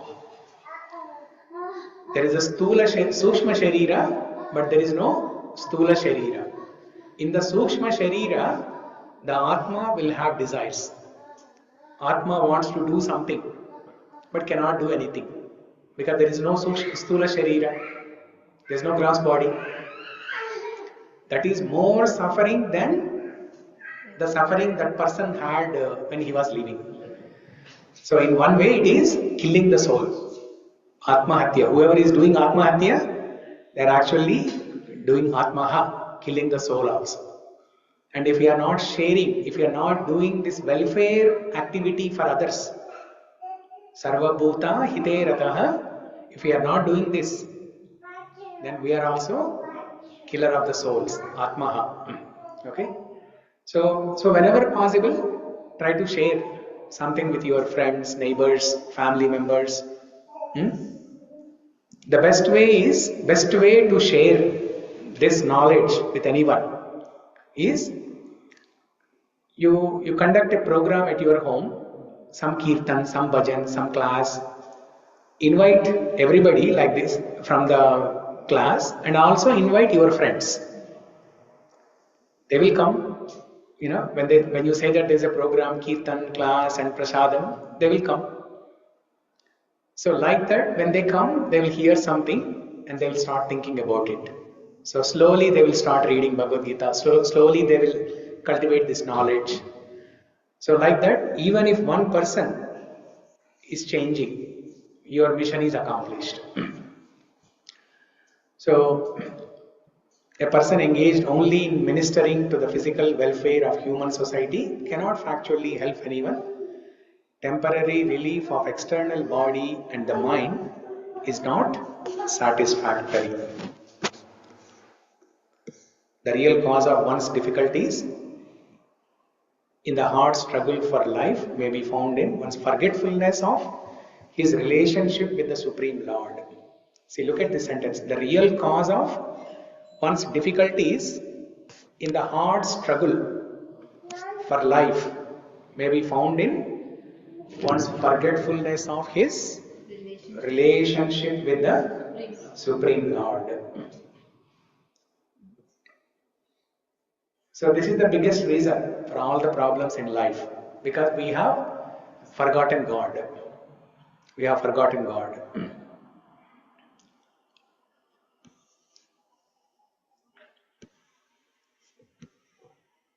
Okay. So next one. Now one point on the previous shloka, right? 25. Loka Kalyanam. We all know the story of Ramanujacharya, right?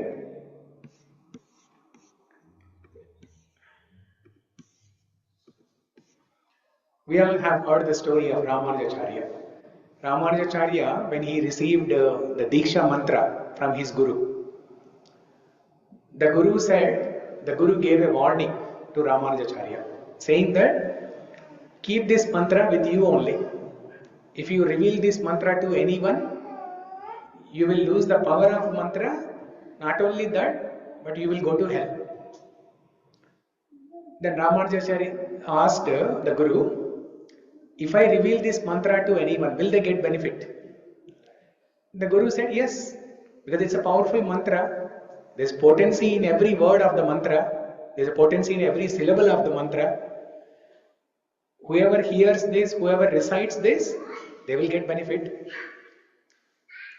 Then after hearing this answer, Ramanujacharya, he came out of the house of the Guru, and then he went on top of a building and very loudly he chanted this mantra. Why? So that everybody can hear and they will also understand this mantra, they will also recite this mantra and they get benefit. Then this news came to the Guru, and the Guru came running to this place where Ramanujacharya was standing on top of this temple Gopuram and loudly chanting this mantra multiple times, not just once but multiple times. He was chanting this mantra like Om Namo Narayanaya, something like that. Then seeing this, the Guru got angry and he says, I told you that you should not reveal this mantra to anyone. If you do that, you will go to hellish planets. Then Ramanujacharya said, yes, I am ready to go to hellish planets if it benefits the society. If it benefits the society. So for Loka Kalyanam, a self-realized person is even ready to go to hellish planets. Sarva-bhūtānāṁ. And when Prabhupada came here, what and all he went through, only Prabhupada knows. There was a person by name David. Prabhupada was sharing an apartment with him. And one day David took a knife and tried to kill him. Tried to kill Prabhupada. And Prabhupada, he had the typewriter, the manual typewriter, with which he used to type Bhagavad Gita, Bhagavatam, whatever we are reading. It was done in a hard way, not so easy way. Okay? And Prabhupada immediately took his typewriter and ran away. Ran out of the apartment to save his life. So, yeah. There will be so many challenges, but a self-realized person is ready to go through all these difficulties for the welfare of the people in the society. Sarva-bhūta hite rataha. Now, next shloka.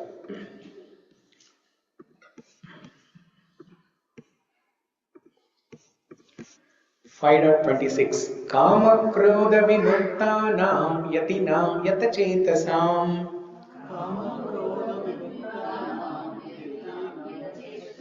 abhito brahma nirvāṇam vartate viditātmanāṁ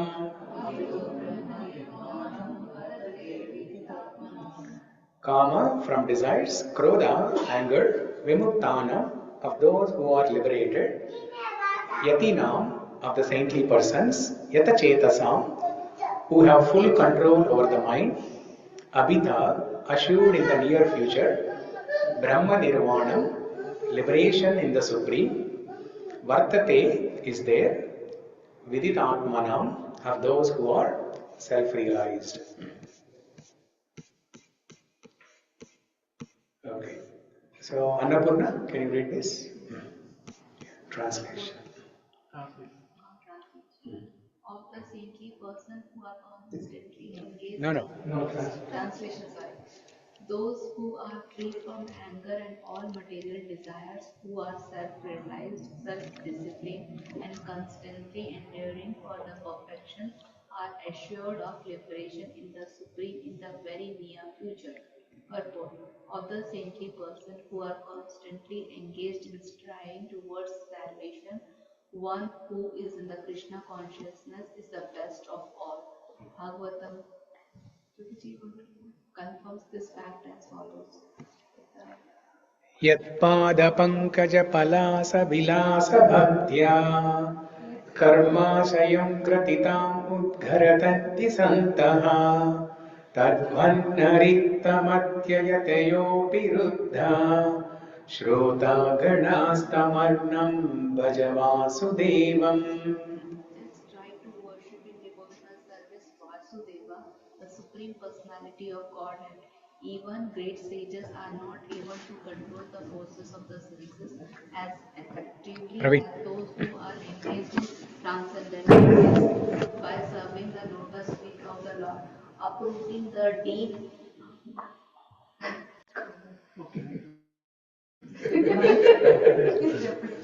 Okay, this got disconnected.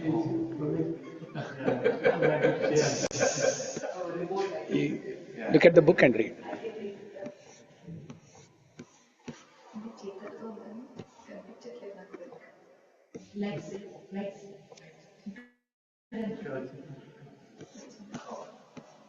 Okay, it's back. No, it's back here.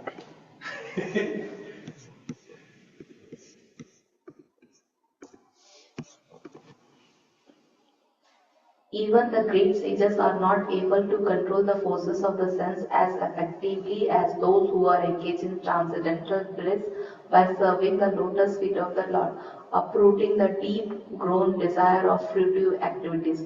In the conditioned soul, the desire to enjoy the fruitive results of work is so deep-rooted that it is very difficult even for the great sages to control such desire. Despite great endeavors, a devotee of the Lord constantly engaged in devotional service in Krishna consciousness, perfect in self-realization, very quickly attain liberation in the Supreme. Owing to his complete knowledge in self-realization, he always remains in trance. To cite an analogously example of this, Darshana dhyana samsparshair matsya kurma vihangama swanyapathyani pushnanti tadaham api padmaja. by vision, by meditating, and by touch only to the fish, the tortoise, and the birds maintain their offsprings. Similarly, do I also, O Padmaja, the fish brings up its offspring simply by looking at them. The tortoise brings up its offspring simply by meditation. The eggs of the tortoise are laid on land, and the tortoise meditate on the eggs while in the water. Similarly, the devotee in Krishna consciousness, although far away from the Lord abode, can evaluate himself to that abode simply by thinking of him constantly. By engagement in Krishna consciousness, he does not feel the pangs of material miseries. The state of life is called Brahma Nirvana, or the absence of material miseries due to of being constantly immersed in the Supreme Hare Krishna.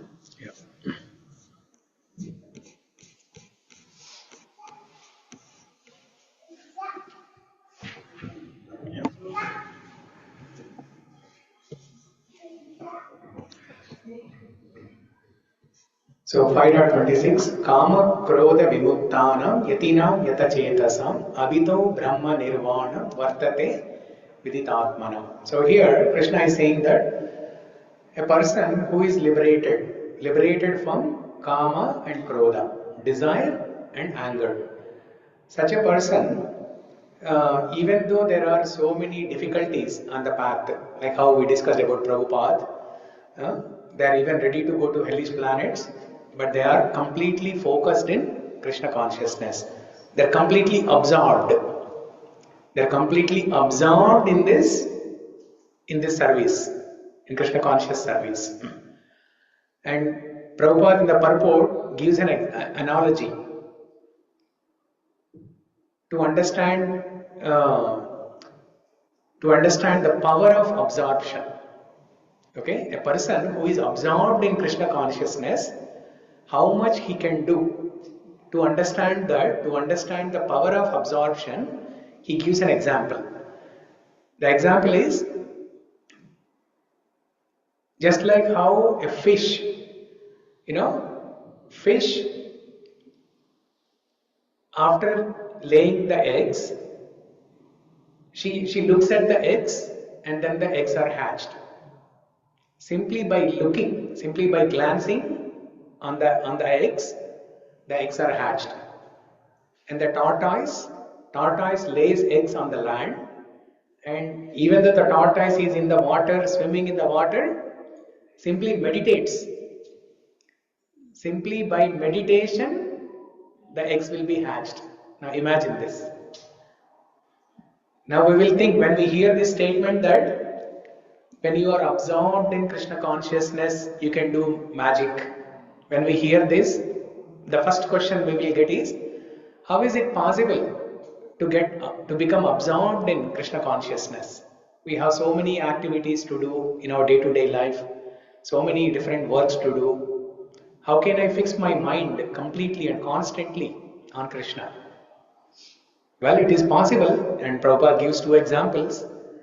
When it is possible in the material world itself, when a fish, not even a human being, when a fish and tortoise can produce life, can produce other fish and other tortoise, simply by meditation and glancing, without even touching, right? That shows the power of meditation, the power of absorption. The power of absorption. What you can do when you are completely absorbed in your thoughts on Krishna. So, those who are free from anger and material desires, who are self-realized, self-disciplined, and constantly endeavoring for perfection, are assured of liberation in the Supreme in the near future. So, Krishna is saying that those who are meditating on Paramatma, they can get liberation. That is one path. Another path is those who are working without expecting any results from their work. That means those who are doing welfare for others, they can also get liberated. Okay? Akarma. Yeah.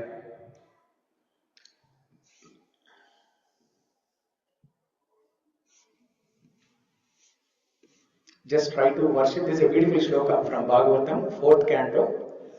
Just try to worship in devotional service Vasudeva, the Supreme Personality of Godhead. Even great sages are not able to control the forces of the senses as effectively as those who are engaged in transcendental bliss by serving the lotus feet of the Lord, uprooting the deep-grown desire for fruitive activities. Prabhupada is saying that even the yogis, the rishis, who are trying to control their mind and senses artificially, they are struggling very hard and they are not able to do so. But a person who is engaged in bhakti, who is engaged in Krishna consciousness, service activities, they are able to control their senses easily. Because they are occupied, their senses are engaged in something. So there's no failure. There's no distraction, there's no deviation. We hear the story of Shaubari Muni, how he was meditating under the water. Why did he go under the water to meditate? He can sit on the land, he can go to Himalayas and meditate, right? So his fear is, even if he goes to Himalayas and meditates, what if there is somebody who is coming in front of him and disturbs his meditation? Probably he heard the story of Vishwamitra and Menaka. So he has a fear. He has a fear that something like that will happen to me also. So he went under the water to meditate, Shaubari Muni. And while he was meditating under the water, he saw two fish mating with each other, male and female fish mating with each other. So seeing that, Shaubari Muni got a desire. And then he came out of the water, he married, he got children, and then eventually he realized his mistake. So that's what Prabhupada is writing here. Even great sages are not able to control the forces of senses as effectively as those who are engaged in transcendental bliss by serving the lotus feet of the Lord. That means one who is absorbed in Krishna consciousness, in doing some service in Bhakti. For them it is easy to control their senses.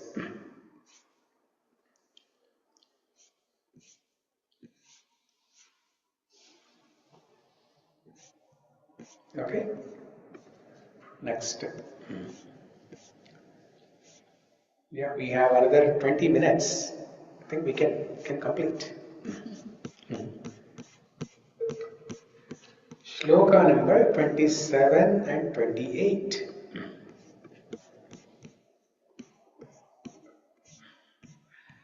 Sparshan kritva bahirbahyam chakshuschaivaantare bhruvoh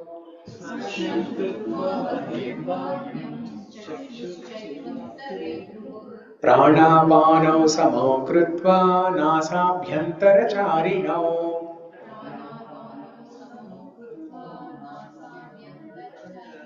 Yatendriya mano buddhir munir moksha parayanaha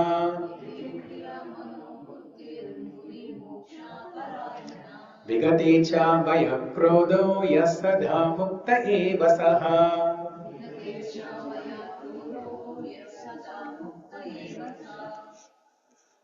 Okay. Subhash, it's Avtara. Checking out all external sense objects, keeping the eyes and vision.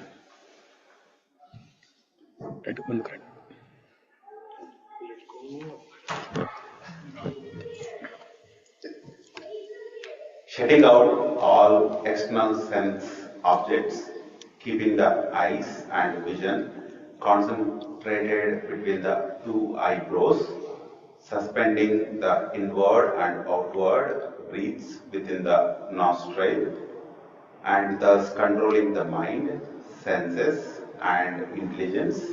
The transcendentalist aiming the liberation becomes free from desire, fear, and anger. One who is always in this state is certainly liberated. Yeah. This good. Purport kuda. Purport. Being engaged in Krishna consciousness, once one can immediately understand one's spiritual identity, and then one can understand the Supreme Lord by means of devotional service. When one is well situated in devotional service, one comes to the transcendental position, qualified to feel the presence of Lord in the sphere of one's activity.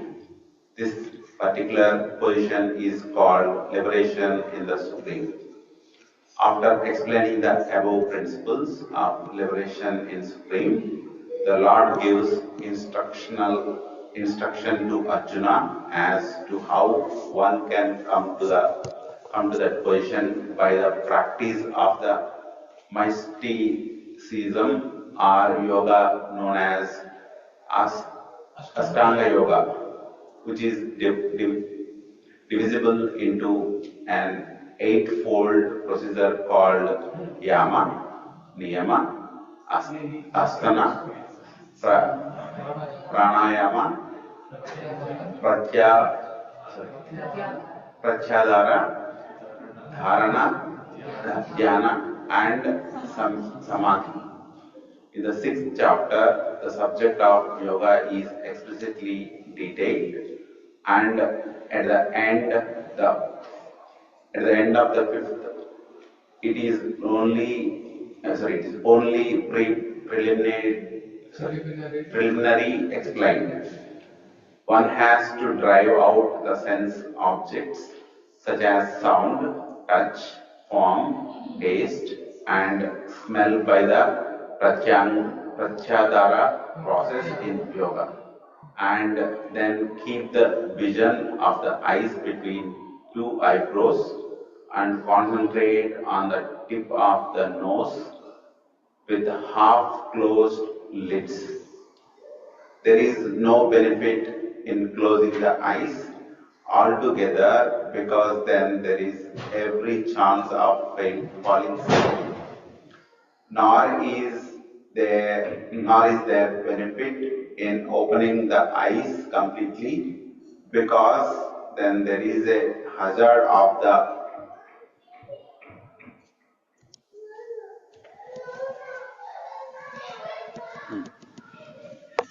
of being attracted by sense objects. The breathing movement is restrained within the nostril by neutralizing the up-moving and down-moving air within the body. By practice of such yoga, one is able to gain control over the senses, refrain from outward sense objects, and thus prepare oneself for liberation in Supreme. This yoga process helps one become free from all kinds of fear and anger and thus feel the presence of the super soul in the transcendental situation. In other words, Krishna consciousness is the easiest process of executing yoga principles. This will be thoroughly explained in the next chapter. A Krishna conscious person, however, being always engaged in devotional service, does not risk losing his sense to some other engagement. This is a better way of controlling the sense than by Ashtanga Yoga.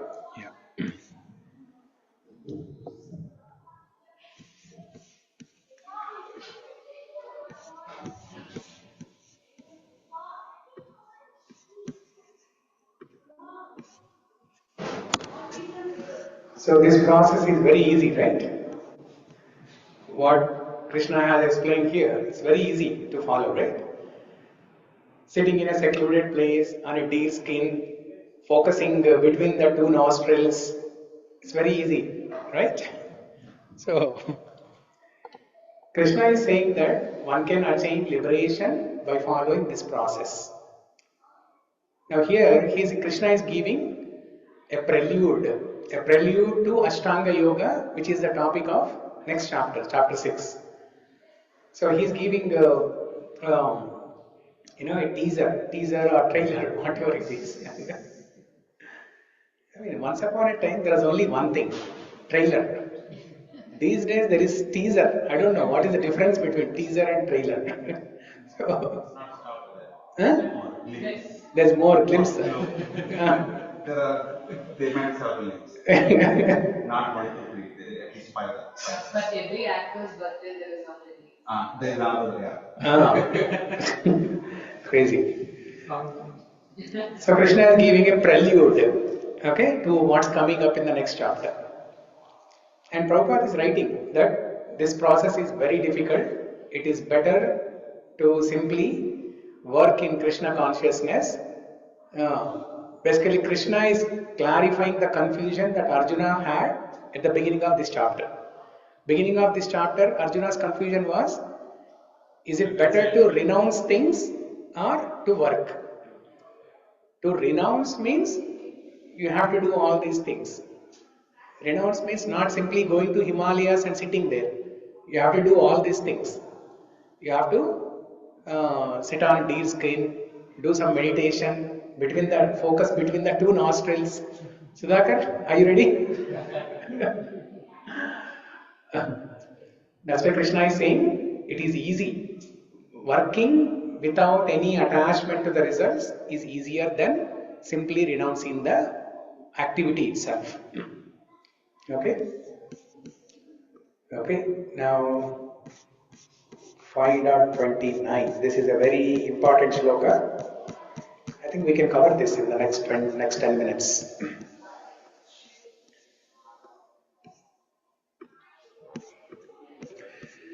(5.29), the grand finale for this chapter. Bhoktāraṁ yajña-tapasāṁ sarva-loka-maheśvaram suhṛdaṁ sarva-bhūtānāṁ jñātvā māṁ śāntim ṛcchati.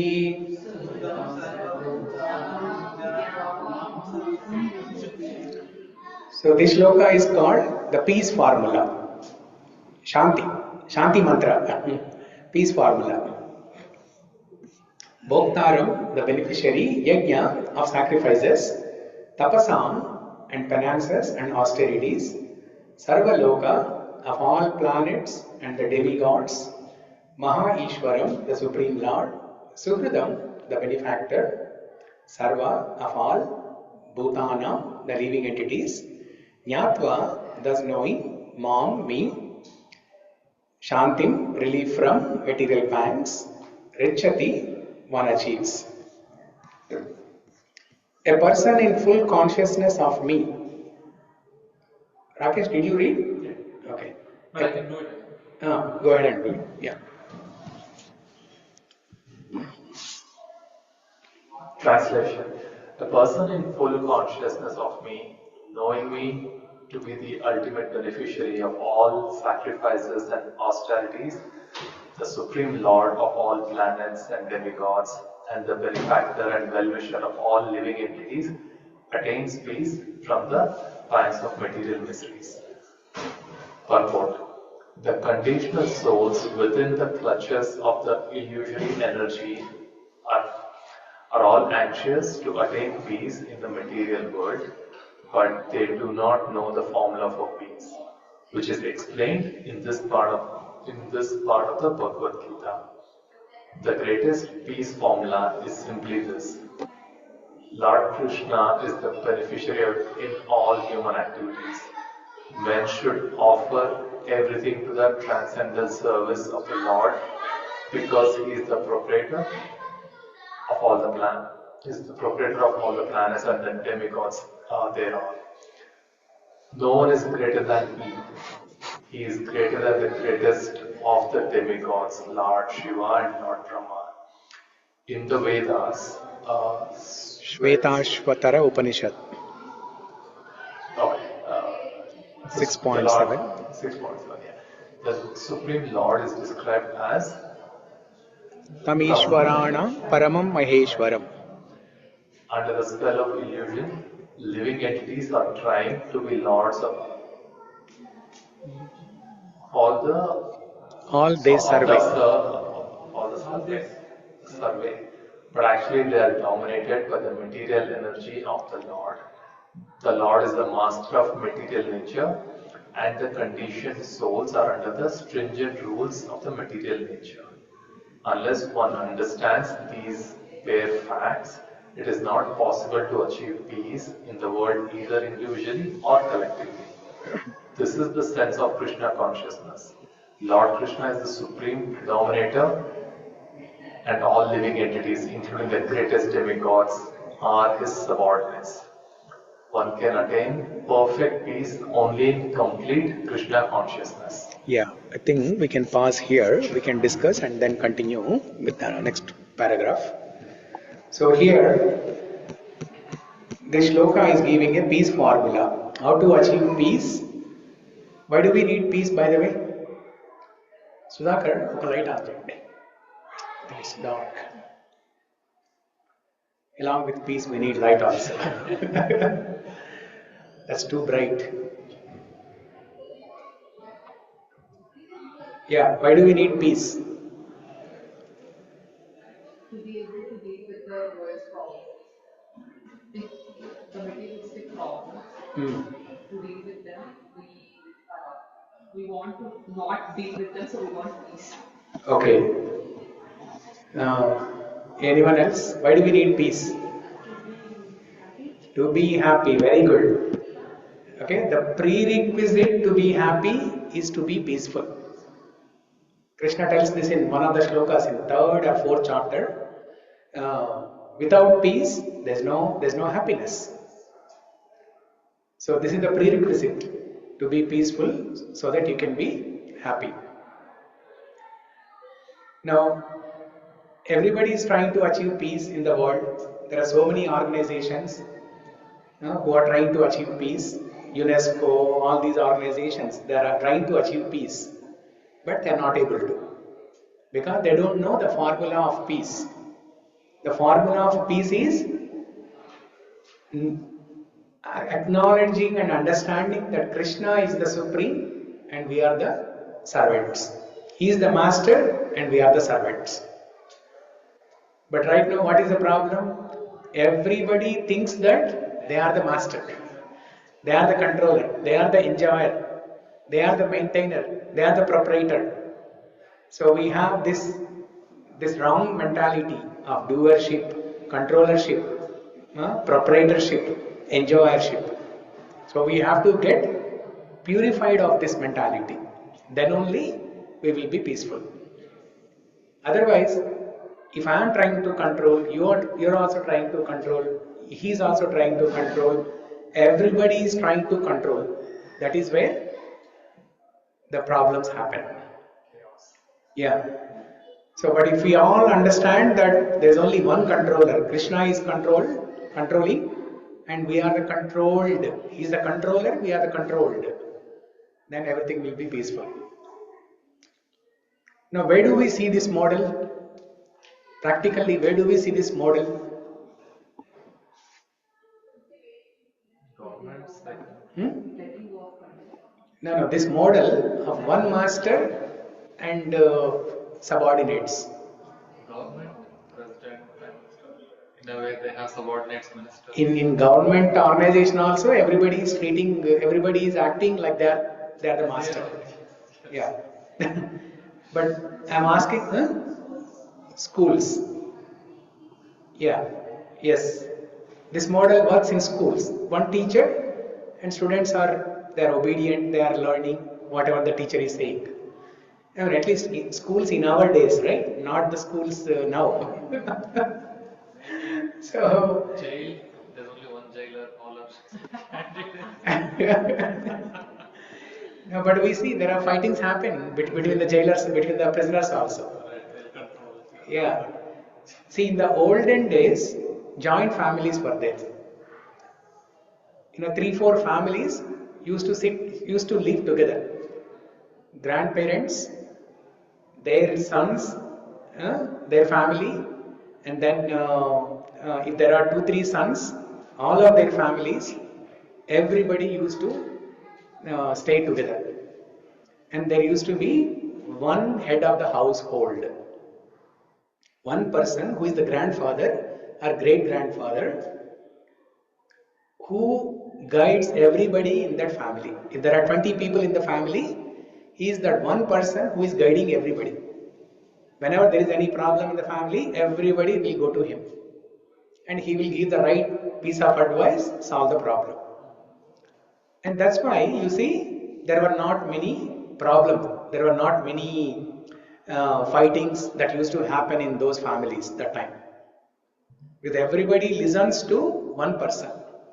One person is the head Everybody accepts and they all listen to that one person.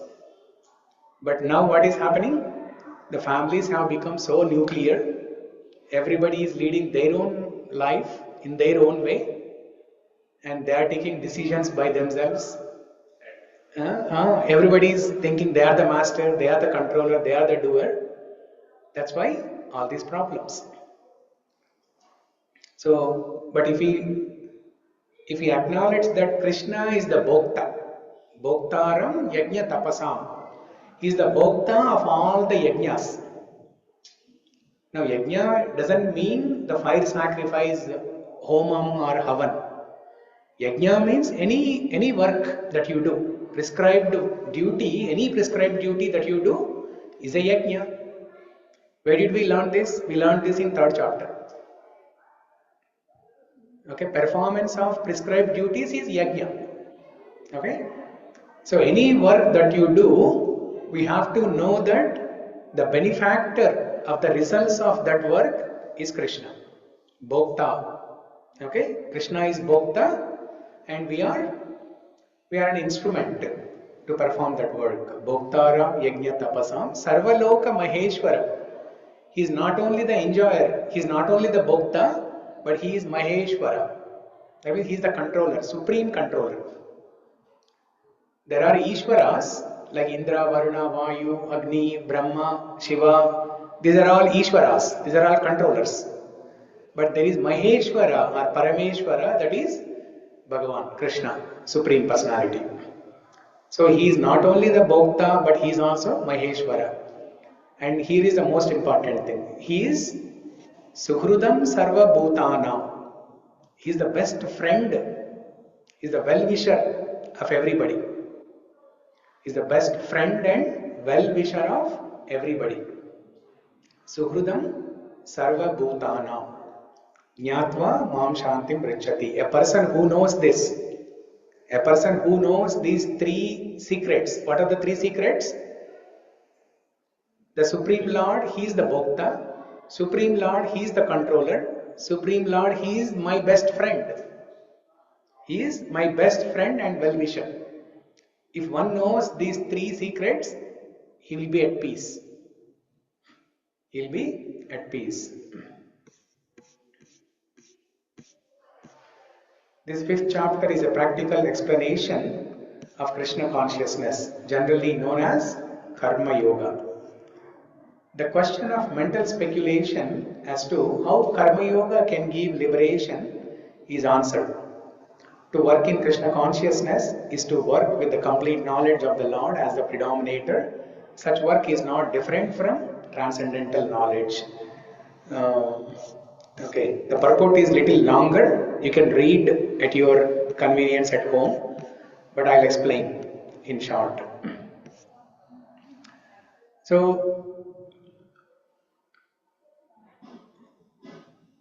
Krishna is our best friend, and when we treat Krishna in that way, we can see what happens from the Sudama example. Everybody knows Sudama's story, right? Krishna had a friend, Sudama. They both were at school, in Sandipani school. Krishna and Sudama, they both studied at the same school under the same guru. Now, when Sudama was in need, he was completely poverty stricken, did not have anything to eat, did not have anything to drink also. Then that time, Sudama's wife Sushila asked Sudama to go to his friend Krishna and ask for something. Then Sudama was hesitant to go to Krishna and ask for some material benefit. But Sushila insisted and asked Sudama to go there. And Sudama thought, okay, if not for asking material benefits, but at least to see Krishna, to take darshan of Krishna, let me go there. So with that intention, Sudama went there. Sudama thought, it's been long time since I saw my friend. So maybe to get darshan of my friend, I will go. And then after going to Dwaraka, after seeing Krishna, Sudama forgot everything. Sudama forgot why did he even come there. what Sushila asked Sudama to ask from Krishna, he forgot everything. And then empty-handed only he went home. And by the time he reached home, in the place of a old hut, there was a big palace. Okay? Now, this all because Sudama considered Krishna as his friend, and he never forgot that friendship. So even after a long time, when Sudama wanted to see his friend, he got the ultimate benefit that he wanted. So there is a small story of a king. One day it was his birthday, and on his birthday he felt very charitable. He was in a very good charitable mood. I think we discussed this story sometime, right? So he said to all his ministers that today I will go into the streets, and whoever makes a wish, I want to fulfill those wishes. So when he goes out into the streets, and the first person he sees a lady, actually, an old lady. She was carrying a heavy load of wooden sticks on her left shoulder. When the king sees this lady, he asks, I'm the king of this kingdom, and today I am in a charitable mood. You can make any wish, I will fulfill. The old lady says, can you please help me shift the load of this wooden logs from left shoulder to right shoulder? I have been carrying this load on my left shoulder since morning. It's very heavy. Can you help me shift this load from one shoulder to another shoulder? The king said, that's all you want? I can do that very easily. And the king personally, he transferred the load from one shoulder to another shoulder. And then after some time he met with another person, and that person, he looked at the shining golden button on the kurta of the king. Okay? And when the king asked, make a wish, I will fulfill. And this person asked, can I have that golden button on your kurta? Oh, that's all you want? I can do more. This person said, no, this is enough. So then the king gave that golden button to this person. And after some time he meets another person. The king meets a person. And this person says, as soon as he saw the king, first he expresses his gratitude for all the great things the king has done in that kingdom. This person expresses gratitude. And when the king asks him to make a wish, this person says, oh my king, I don't want anything. I just want friendship with you. And then the king is surprised. That's all you want? You just want friendship with me? That you can have very easily. Ask for something else. This person says, no, I just want friendship with you. The king goes back to his kingdom and discusses everything that happened since morning. He discusses with his ministers. And then in the end, the king says, everything was fine, but I'm confused with this, with the wish of this person. He did not ask for anything specifically, but he said he wants friendship. Then the minister said, oh, that's very, very easy, Maharaja. Once in a while you go and visit him, once in a while you invite him and give him some lunch. Then the king agrees, and after a few days the king got reminded of this desire of this person, and one day king wanted to go and visit this person. And the ministers say, okay, we'll make arrangements for that. They go to this person's house, they see that it's a very old house, there are not any comforts. Then they build a big palace there. They build a big palace, they arrange all the comforts so that the king can come and visit. So like this, by accepting king as a friend, he got everything that he did not even ask for. So if we ask for friendship with Supreme Lord, suhṛdaṁ sarva-bhūtānāṁ. Now Krishna is only saying, I am your friend. See, in the story, that person wanted to be a friend of the king. But here Krishna is openly telling that I am your friend. We just have to accept it, that's all. We just have to embrace our friend. That's all we want to do. So, if we accept Krishna as our well-wisher, eternal well-wisher and the best friend, then we get all auspiciousness in our life. Suhṛdaṁ sarva-bhūtānāṁ jñātvā śāntim ṛcchati. When we know that there is a friend who can help us when we are in need, there is a friend who can help us when there is a danger, when there is a difficulty in our life, he will be there to protect, he will be there to help us. That will give us peace. There is a famous quotation I recently saw. Okay, light off, check. Turn off this light. It's too bright when you turn on everything.